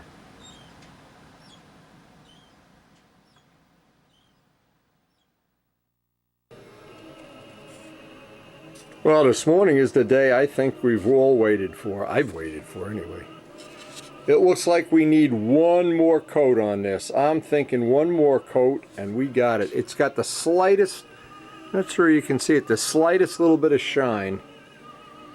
And I'm just going to get busy and very aggressively get this last coat sanded out. And then hopefully before the day is over, I may even be able to get some silver on. This took 6 coats. Yeah, I thought it was going to take 5 sometime, but what I'm doing is I'm putting it on thinner and thinner with each coat. And it's proven to save a lot of sanding. Now, I wasn't sure when we started this. I wasn't sure if this was going to be my first choice, but seeing how quickly this is sanding out, I wanted to show it. This is the last coat, and I'm going to sand the wing one more time, but you can see it has a little bit of a shine to it, just a little bit. Now, here are the choices I have. I could take and spray this with silver just the way it is, but I have one more little detail I want to put in here. I want to just lightly sand everything. I call it a dust sanding. And I want to take one of my test parts today, mix up some Brodak silver, and maybe I'll do a little storyboard before I do that. And I want to spray on, and it's 20 degrees out there, so I don't know if we're going to get to spray it today, but it won't really matter. I'm going to get to sand this out and get it all prepped up, because later on in the week it's supposed to go to 40 degrees, and maybe not, we'll wait for that day, but I just wanted to show this. This is, you can see the little bit of a shine on it. And that's the telltale, that's your benchmark that you've kind of got it. And the last time I sand it, I'm just going to sand it by hand except for the edges. Break all the edges. I've had to do this several times already. But you can see how quickly this sands because I'm not sanding out any brush marks.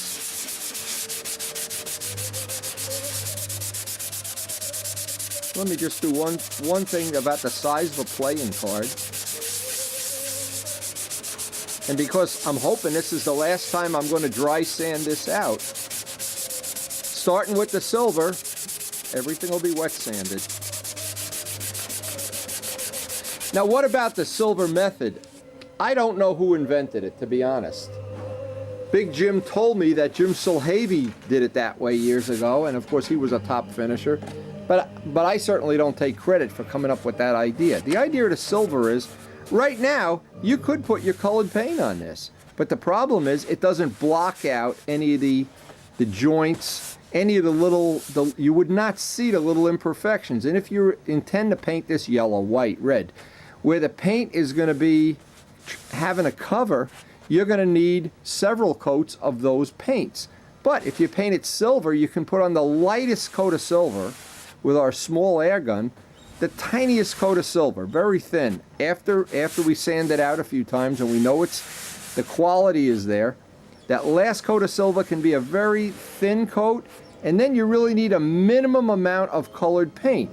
And that's where the weight saving is. The weight saving is in that we're not using 8-10 coats of either white, yellow, or red. Once it's silver, you get a nice even coat in a very short amount of time. And I have taken many times, tried, an example is to paint one flap, get to this point, and paint it white is a good example. And you need so much white relative to if I painted silver and 1 or 1.5 coats of white. It's not even close if you do the test. And if you did a whole plane, it's probably minimum, I would say, would be an ounce, maybe 2 ounces of saving. It actually a total saving by having those silver coats on there. Now, I don't use B25 silver. Ordinary Brodax silver is fine, but I'm going to show, as soon as I get this sanded out, I'm going to show how I decant it. I pour off the top half, decant it, and maybe I'll do a little storyboard about this anyway, but the step of doing the silver and actually using the silver for filler. Now, we have no talc on this plane at all. No zinc stearate, no talc. We have extra coats of dope, but each one of them is sanded out. And just to make my point, here's the shiny spot, or relatively shiny. And if I'm doing this, I can be watching television, I can be watching a football game, or actually even be, up to a point, be dreaming about the paint job.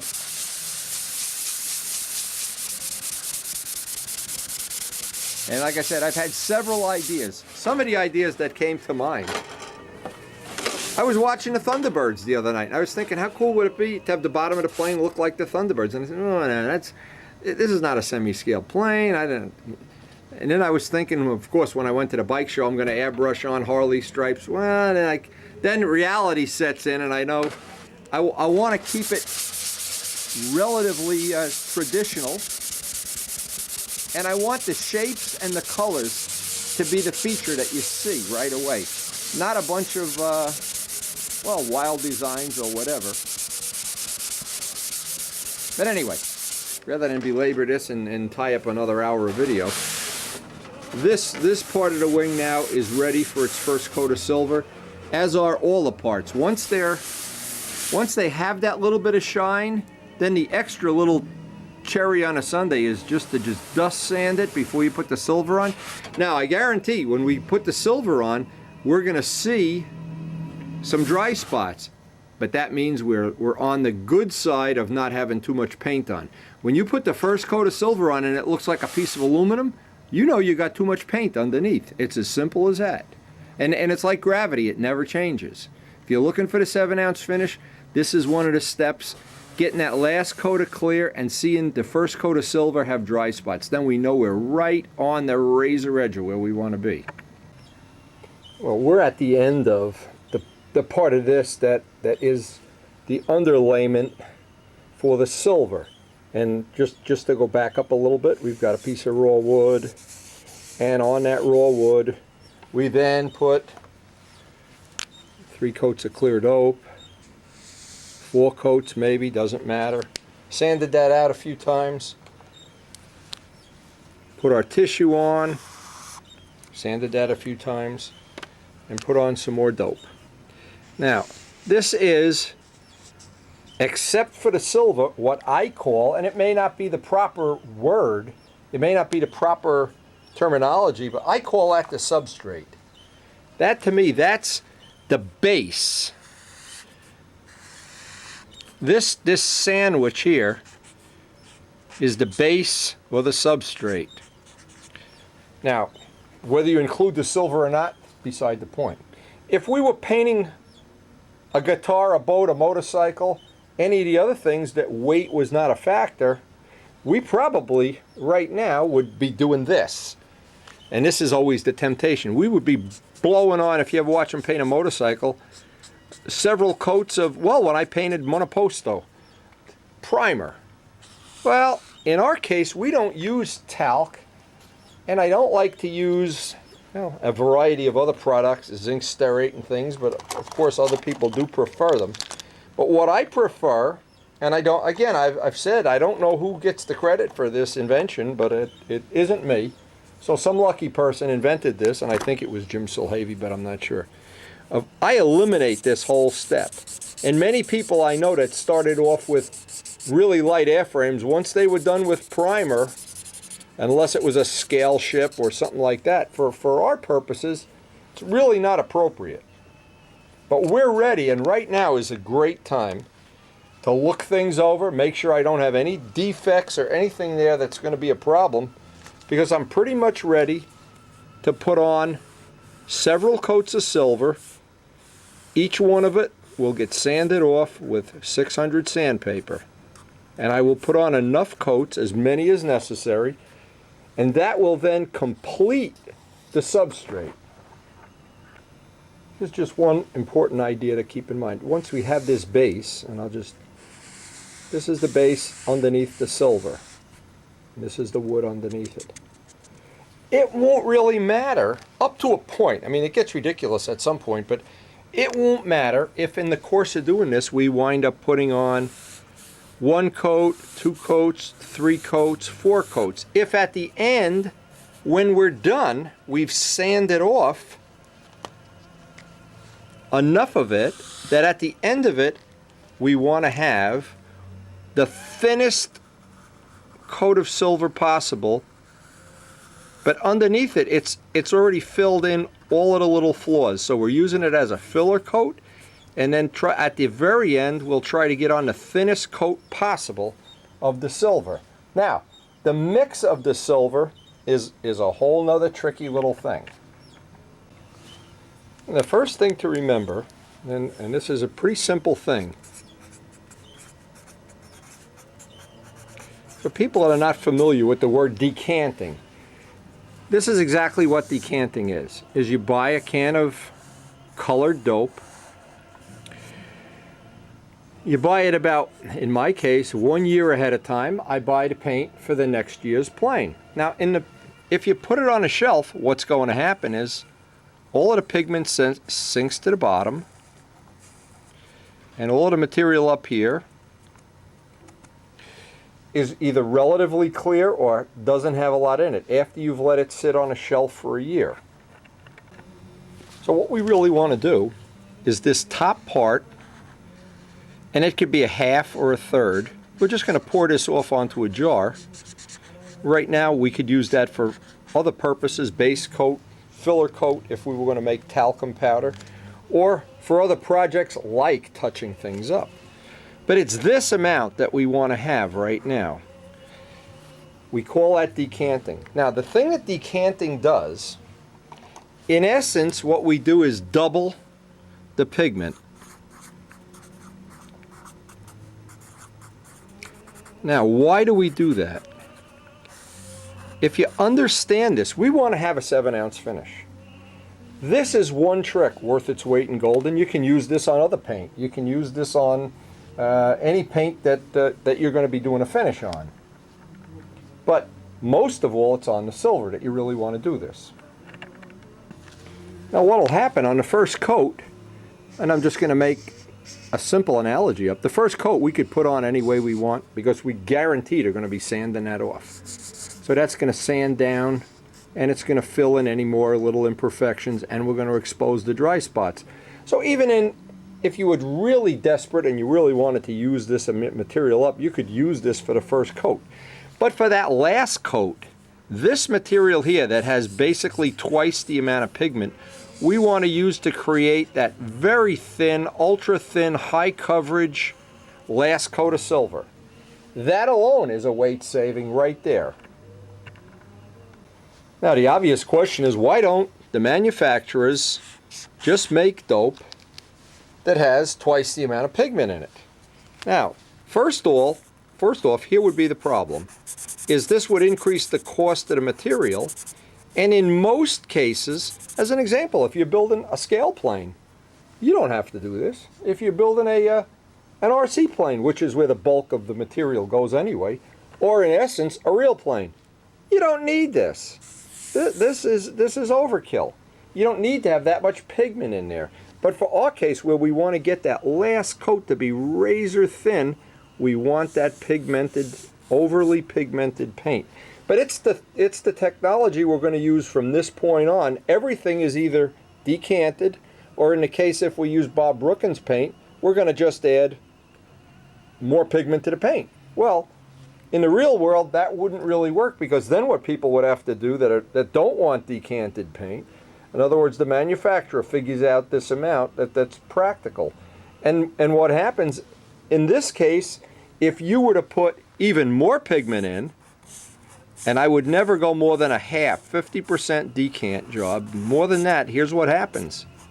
It goes on dry, and you risk where you're not going to have a lot of paint adhesion because you're losing the molecules of binder in between the pigment.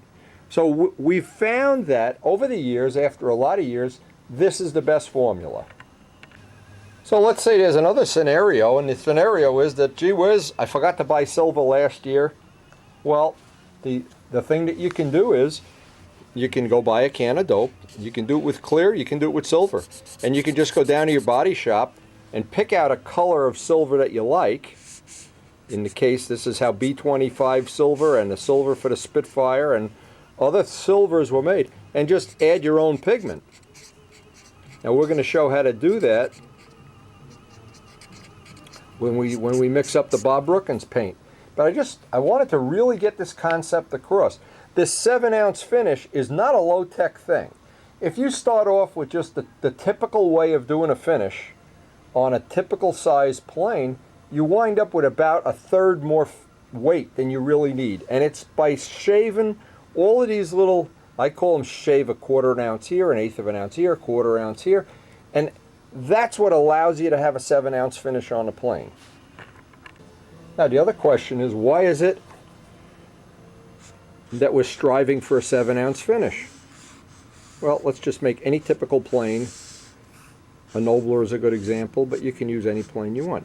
The designer of the plane, hopefully, when he designed the plane, he calculated out what he thought the finish for that plane should be. And if you were to draw that center line down there, you would realize about 20% of the plane is in front of the CG, and about 80%, give or take a few percent, is behind the CG, because you're counting the most is on the wing and the tail. So you've got all these surfaces that are going to get paint. So once you start adding this material and you make it an 8-ounce finish, a 9-ounce, or a 10-ounce, what happens? This plane gets tail heavy in a hurry, very quickly. Now, Richard Oliver made a point one time that because he was using automotive paint at the time, he thought, well, what the answer would be, just because here's the problem too, is when you make this an ounce heavier, you're adding a lot of nose weight. That nose weight is going to balance it is usually 2 to 1. So you add an ounce here, you need 2 ounces here. Total weight gain is 3 ounces. And that's a problem.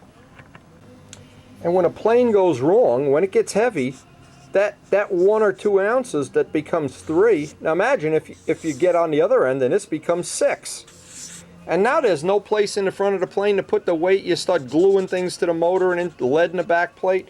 You can really get a plane out of kilter. But to bring back Richard Oliver's point, what if you just made the nose a little longer? Well, it would be better, but it wouldn't be a solution because you've added the weight of making the nose longer. The weight itself, and also having the nose longer is a problem. It increases that gyroscopic precession effect. With the nose longer, you definitely are going to need a bigger rudder, which makes this number worse. So it's the worst of all worlds. It's like I ate too much, now I'm too fat, but now that I'm fat, I need more food to feed my belly, and now I'm fatter, and that whole thing just starts snowballing into oblivion. So it's always better to figure out what that finish will be, try to keep it to 7, or in the worst of all worlds, 8. And we've been able to do that for the last, I'm going to guess, 8 or 10 planes. But it takes every trick in the book to do it. Now our poster boy this year is Bill Rutherford. Bill Rutherford is watching all of these DVDs, these windy DVDs. And he's convinced he's set the challenge up that he is going to have a light plane at this year's Nats. And he's determined, and I think he really is, as I think everybody should be, including myself. We should be striving to make the plane as light as possible. Now, if in the worst of all worlds, you found out that you had really made the plane too light, and I'm convinced you can make a plane too light. Well, right on the center of gravity, and in our case, right in a pipe tunnel, right on the CG, we could bolt some lead or glue some lead in there, if we thought that was the case. And that's a test I did with Tsunami. When I had the model, I thought it was too light, and I had put clay. Joe Adamusco did the same thing. Put clay on both sides. And yeah, when the first time we put an ounce on the plane, it didn't seem to matter. We put 2 ounces on. Didn't seem to matter. When we put 3, it mattered. It started getting prone to stall. But the point is, if you had built the 3 ounces into the plane, holy mackerel, what do you do now? And the only way, Billy Werwidge is funny, he said one time he wanted to train termites, that when he was done with his plane, he'd put termites in the plane. And I asked him, you know, send me a box of those termites too. But it's only one part of this whole thing, is getting that where it's flawless, or as flawless as you choose to make it. And then that last coat that's decanted, sprayed on with a small airbrush. Not an airbrush, the small gun. I don't like to use the airbrush because you definitely do lose some adhesion when you do all airbrush stuff. But if we can do that, then this is the next step toward really having exactly what we want from this model. Now, just one I guess, thought worth mentioning. If you have your typical stunt ship, and depending on what size or what model you're building, the plane is going to break down. And no matter how many times you do this, it's always going to be the same. The first component in the model is going to be the wood. And in the case of the wood, you can use 4, 5, 6 pound wood instead of 7, 8, 10. And you know, the net result is you're going to save blank. The other component in the plane is going to be the paint. No matter what type of finish, what material you use. And if you limit that and maximize the ability to have a nice finish that's 7 ounces instead of 10, there's going to be a saving. The other part of it is the hardware. Yeah, and I've seen a lot of people that they have 2 ounce wheels on a plane because they look cool, and then the vertical CG's out of balance or whatever. Or they have other component parts. They have a very heavy gas tank, very heavy spinner. You can go right down this list. But they have the combination of this. So in this case, you can either do one of 2 things. You're going to have, in this case, a minus. In this case, a plus. The paint, when it comes to every step of the finish, you're going to build up weight unnecessarily or get rid of weight. And then when it comes to the hardware package, you can have the lightest components or the heaviest components. But the overall thing to remember is all of this together is going to result in the overall weight of the plane. And what happens every single time, unless you've managed to do it differently than I have, every time that plane gets tail heavy, every time you build a heavy plane, it gets tail heavy and you need nose weight. That's the scenario we don't want. We strive to make it light so we don't have a heavy plane, and we don't ever want to add anything to the nose. I want all of my models to have a carbon fiber spinner, a carbon fiber tank, and as lightweight of things that I can put in the nose, the wheels. I want to get rid of as much of that hardware weight as I can too, because what would be the point of hand selecting out all this wood, which I've seen people in a club do, and they've been real good about hand selecting out, buying thousands of dollars worth of wood, and then they go and paint the plane and put on 12 coats of automotive clear. The plane is tail heavy, they need nose weight, and it's all for nothing. And at the end of it, all of that whole winter, year, or whatever of work is either going to be a happy scenario or this scenario. And really, if you understand how it's happening and why it's happening, you have a much better chance of correcting it than a person that just goes to the hobby shop and buys 10 pound wood. And I have one friend right now that's determined to prove to me that he doesn't need light wood. What he's doing is, instead of using 1/8 inch wood, he's using 3/32. Instead of 1/16, he's using the next lighter dimension of wood. But what's going to happen, that plane is going to be very prone to warping, especially if he puts on too much paint. And we'll see in the spring how Bill Rutherford's doing. Bill, this is going to be, and I'm challenging him, you know, I'm challenging him. When you step up to the bar, you're either going to make that 7-ounce finish or you're not. It's easy to talk the talk, or as Richard Oliver said, you did the easy part, talking about it. Well, we're all pulling for Bill. We're all pulling that our plane comes out as light as possible too, because then it gives you more trim options. But either way, we're keeping track of it every single step of the way. Because the next thing on our project is when these parts are in silver, I want to know what they weigh. In silver. That weighs the wood and the substrate. Then from that point on, I know if I've put way too much clear, way too much colored paint, or whatever. But we're trying to shave it every step of the way. We're trying to stack the deck in our favor.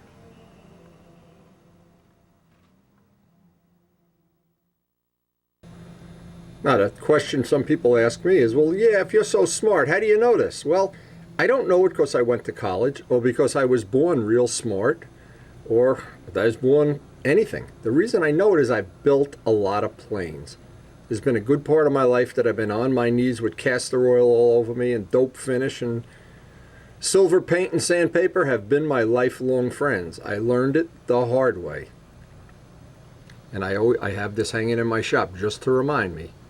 I may spend a lot of hours working on the planes. I spend a lot of hours in my business. But I'm doing the thing I want to do. I'm not working for Walmart. And I would, of course, recommend to everybody keep track of every step. And this is, I think, it's enough times to go through it. The parts in raw wood, we'll get them when they're in silver, and we'll get them when they're buffed out. And then we'll compare that against the plane before it, the plane before it, the plane before that. I only go back about 3 years because each year the finishing gets, in my case, I learn little things. If you were to look at the finishing from 10 years ago, it's a lot more labor intensive. Each year this gets fine-tuned just a little bit better, I think. So here's the thing I want to do from this point on, is I'm going to need at least 1/4 clear, brand new for my inventory, brand new. I'm going to need 2. I'm going to use about 1.5 quarts, so I'm going to take out all the paint right now from my inventory. And I want to go back. Now I've got this in the back because I don't want to, in the case of customers coming over here, I don't want them grabbing my silver that's been sitting on a shelf. This has been sitting on the shelf for a year. I don't want to shake it up. What we're going to do with that is decant it.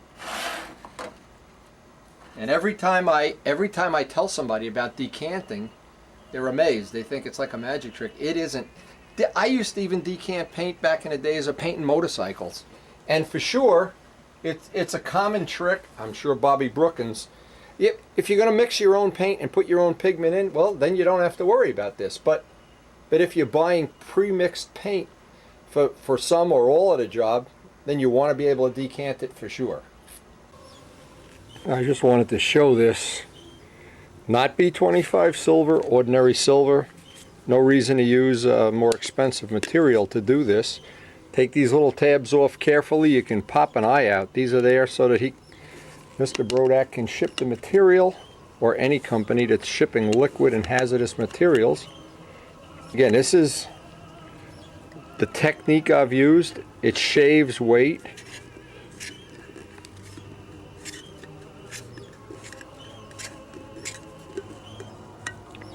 Now you look inside and you say, oh, gee whiz, that isn't very decanted.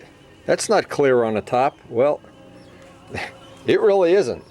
But what we're going to do, we're going to pour half of this off. And I wouldn't try to pour more than half off. Maybe that's close to it. Yeah, it's about half. Now it's real easy. I'm going to go fill this up. This is the material I'm going to use. This I'm going to save for a future project, future something. I can use this. Actually, I could use this as filler. It wouldn't matter. But I'm going to save this for sure for my final coat. So let me just use this for now, and we'll spray this on, this because we know we're going to sand it off, and we'll save this batch, and I'm just going to put 50% Brodak thinner in here, and that's it. And I wanted to show what has happened to this material. You see the pigments at the bottom? Well, the other half of this material doesn't have that much pigment in it. Again, it's not critical if you're going to sand it out, for sure, but in the case when we do that final coat, this is the material we're going to want to use. Now, of course, when you're at a body shop, they'll always give you these sticks for nothing, but you can use a screwdriver or whatever, but the point is you want to go down. Look at that pigment. So this is step one on this process.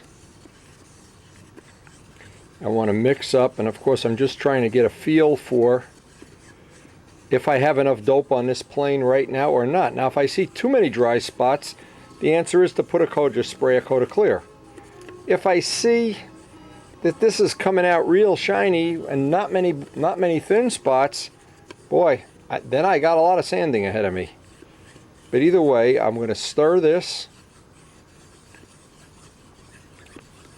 At some point in time, you can see there's no pigment or very little.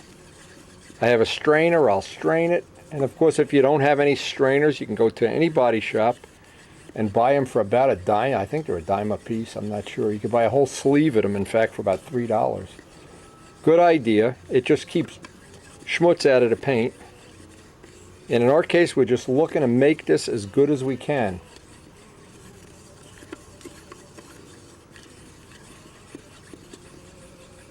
So at some point in time there'll be almost no pigment at the bottom of the stick. Then I can put the lid back on, shake it up, put this away. This'll then be my final coat of silver. Right here, this should be perfect.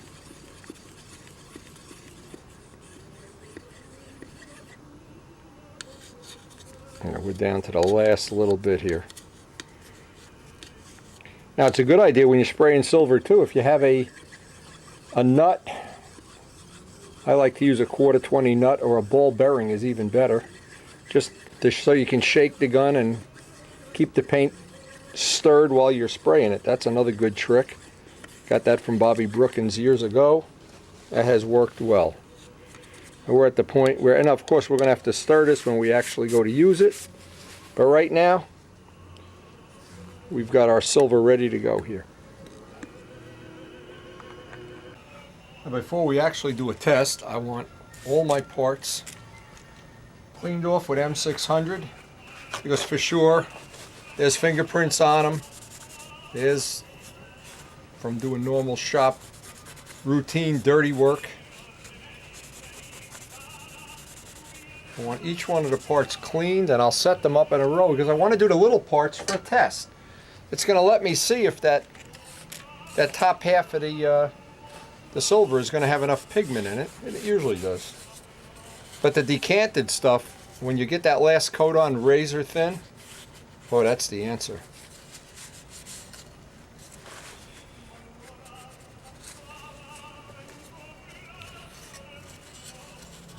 And from this point on, I try to wear gloves as often as possible, just to keep the deck, I keep saying stacked in my favor. I just wish it was half in my favor sometimes. But each one of these little pieces, and Joe was gracious enough, Joe out of Musco, to get me, because you can't buy it in New Jersey anymore, got me a gallon of M600. And from this point on, every time we do this, the next coat's sprayed, I'll clean each part, clean paper towel, and hopefully from this point on not get fingerprints, fish eyes, little imperfections unnecessarily in there. And what I'm trying to do is get all the parts lined up. I cleaned the table, vacuumed up all the dust, because again, I don't want to put a lot of time into getting this finished smooth, dust-free, fingerprint-free. I just took a quick check at a temperature. It's 20 degrees outside, so we're going to try to do this and get the parts right inside as soon as possible without lingering outside even a minute longer than we have to. And Karen's away with her girlfriend for the afternoon, so this is the only time I'm going to get to do this without having to run the risk that I'm going to make this uncomfortable for her too. Now, for each one of these parts, I was going to take the time, and I really don't want to take the time today. I was going to take the time and make a little spray thing to hold the parts. But in the case of the take-apart tail, I've always tried to hold it here, and then it's a nuisance. So I'm going to take the longest 440 bolt I have, run it through here, then I can grab that with pliers when I'm using this. Now, this is one of those lessons I learned the hard way in times of trying to hold this and balance it and everything. This is a lot better of a way. The trick is, before you put a bolt in here, get these heavy Lowe's washers. And I'm trying to get it right in the middle if I can. The bolts are a tight fit in there because they've got the dope in there already. But the longest bolt I can use with a big washer on it will be fine. And in the past I've had all kind of little pains trying to hold parts in position, but this solves the whole problem. Assuming I could find my vice grip pliers. Yeah, I bet you're thinking he loses a lot of stuff, and you'd be right. When I can't find a tool, boy, it makes me crazy. But this is the best way to hold this type of a part, whether it won't matter if it's a half inch, a take-apart tail, and a lot of the take-apart parts, the trickiest thing is finding some way to hold them. Even that take-apart back section of the fuselage can be a little bit of annoying. Now I can go ahead, and I'm sure you're thinking, boy, all of his tools they're dirty. They are. These pliers. And then Karen buys me a new set of tools for Christmas or something, and I hate them. I don't feel like a contractor unless I have dirty tools. Well, you look at some of those chopper shows on TV, everything is wiped down and clean. Go to a real motorcycle place where they're fixing motorcycles. Forget it. Okay, now I've got a way of holding this. Now I can wipe it down. All the parts are cleaned up, ready to do our first little test of silver. And see if it's a lucky day. I always like to do a little test. Believe me, it's cold out here.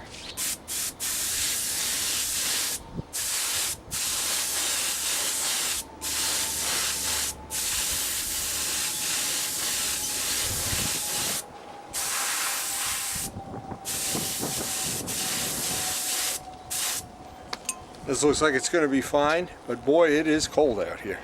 I don't want to leave these parts out any longer than I have to.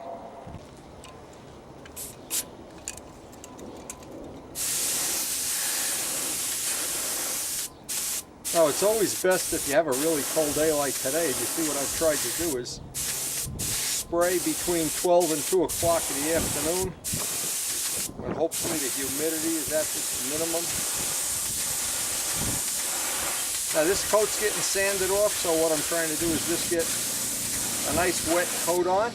Because I'm spraying it wet, it'll have relatively, hopefully, good adhesion.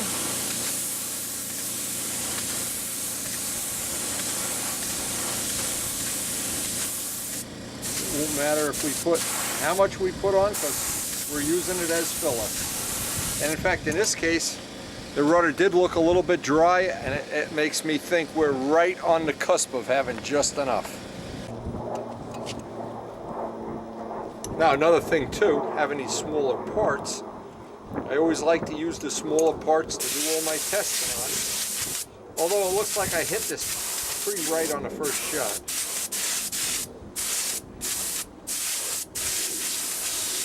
And when you're going to spray a relatively thick coat, temperature is not going to be a factor right now.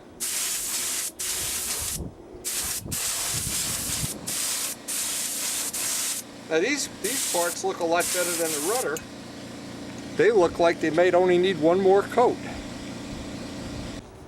I'd be willing to bet Richard Oliver is just beside himself saying, wow, look at when they can make snowmen.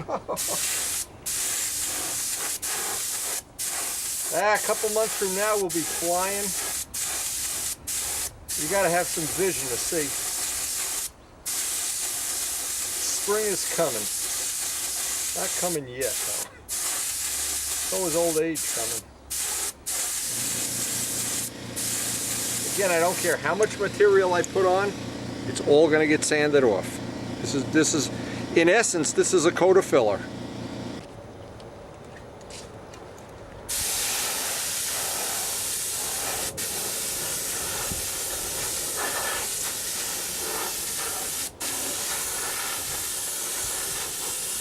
This is a part I know is going to need a little bit extra work.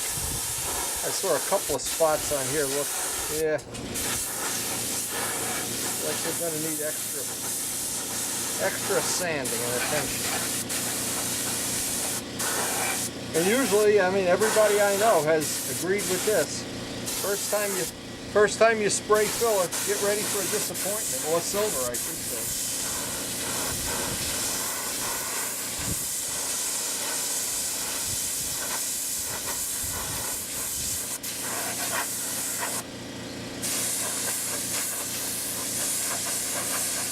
Now, a lot of people have asked, well, what about using polar gray for a filler coat? Well, to me, silver shows a lot better. I've even tried gold, thinking that may be an answer. Now, I see a spot. You see how quick you can see with silver? The spot right there. You can see it instantly. There's a dry spot there. I'm going to try to put a little extra wherever I see a dry spot. I see a dry spot right in the fillet. Dry spot there. So this part is, for whatever reason, is more dry. In fact, it looks like, yeah, right up there even. Looks like it has less material on it than some of the other parts. But I just want to get this coat on wet, because if I don't get this coat on wet, this is not going to have any good bind. And I've really got to be careful with the fact I'm not going to be able to spray the wing conveniently here. All this snow and ice.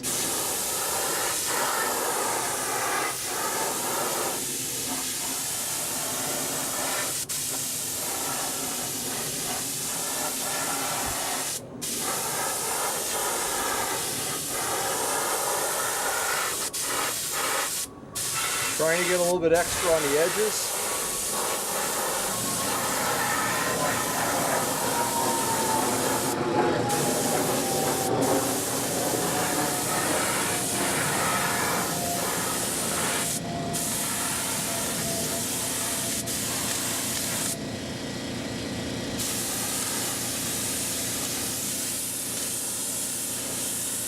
And I'm being very conscious, looking for dry spots and just put extra material on it.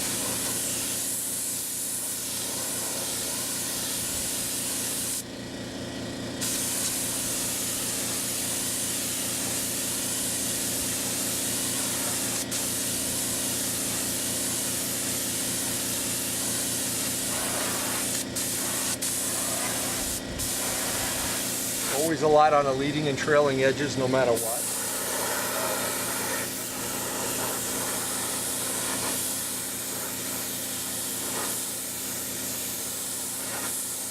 Now, if we were using a material that had the extra pigment, this would cover a lot quicker and a lot thinner, but right now I just want to load it up.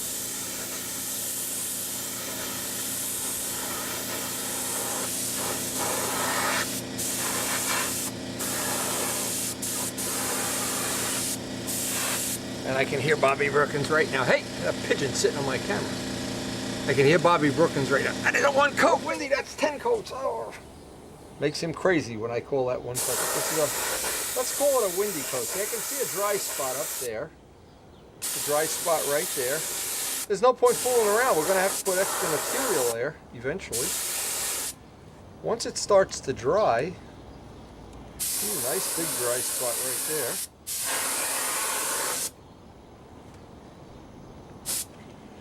You can, not sure you're going to see this, but it's dry all along the leading edge here. Now, if we had the material with the extra pigment, it might cover that up, but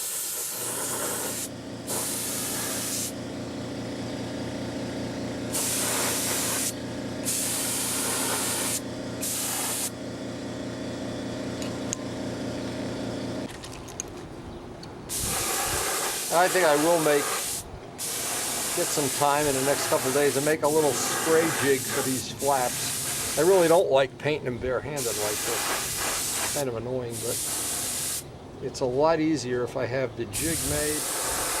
I just need an hour or so to put it together. What you don't see on the video is we've been, even though we're trying to downsize the business, just been crazy busy. I'm not sure why.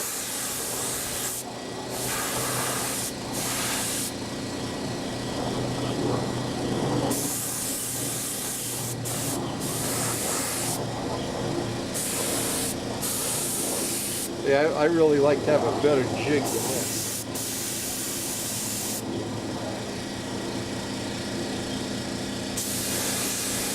So now I'm inspired to make the jig. Now I know I'll have to make it.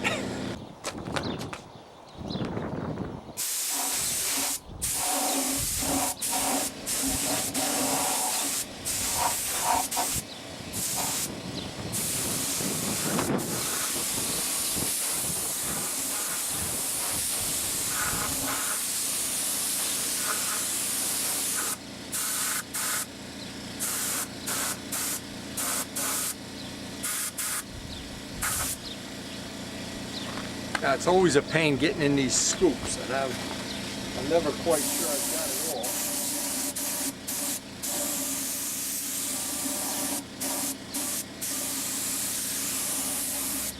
all. Oh, dry as a bone. Oh. I knew that was going to happen.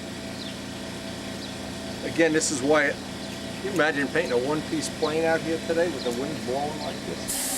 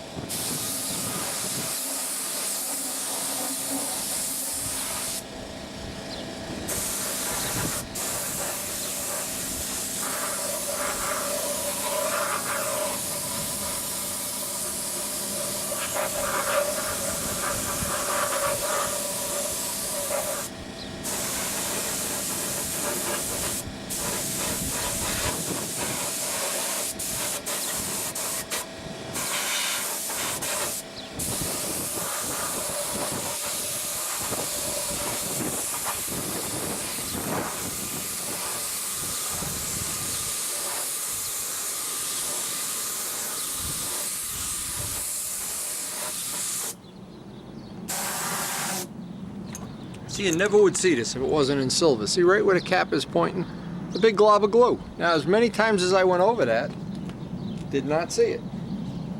Polar gray would not show that.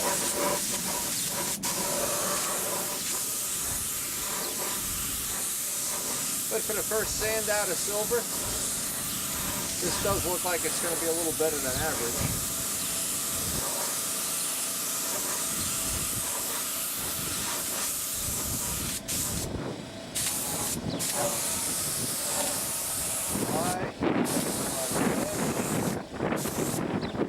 And that canopy has that crisp razor edge that I'm looking for. Sand through right there around the nose ring.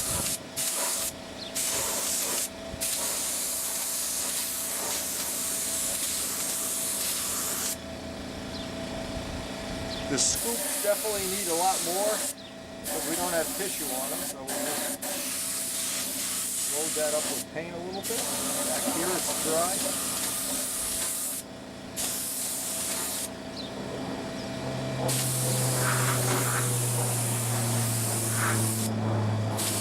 One coat, Brookins, one coat. I know you're sitting there looking and saying, Wendy, you don't know anything about paint. I know it. I know it.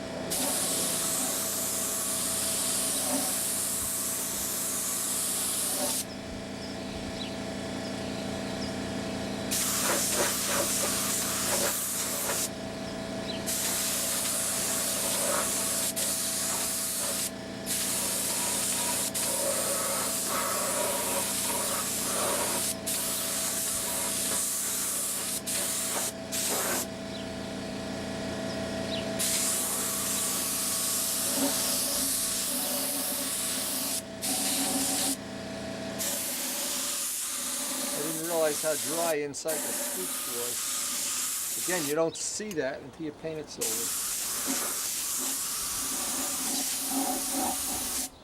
Around here I was doing some extra sanding. I got it thin.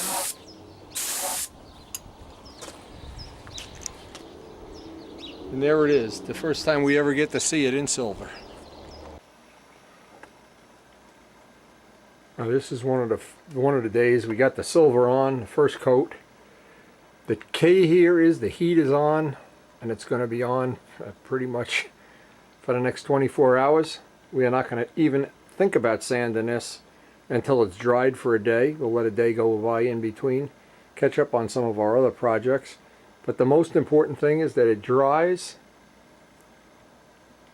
and if there were a way to feel the heat coming out of that, oh boy. Now, the biggest part of this whole job is coming up very soon, and it's the most labor intensive. There's no other part of building or finishing that to me is as critical. It's time consuming, it's labor, but it's not real high-tech stuff, and there's a lot of do's and don'ts, and I'm going to try to cover everyone from fixing the little dry spots, fixing the little flaws.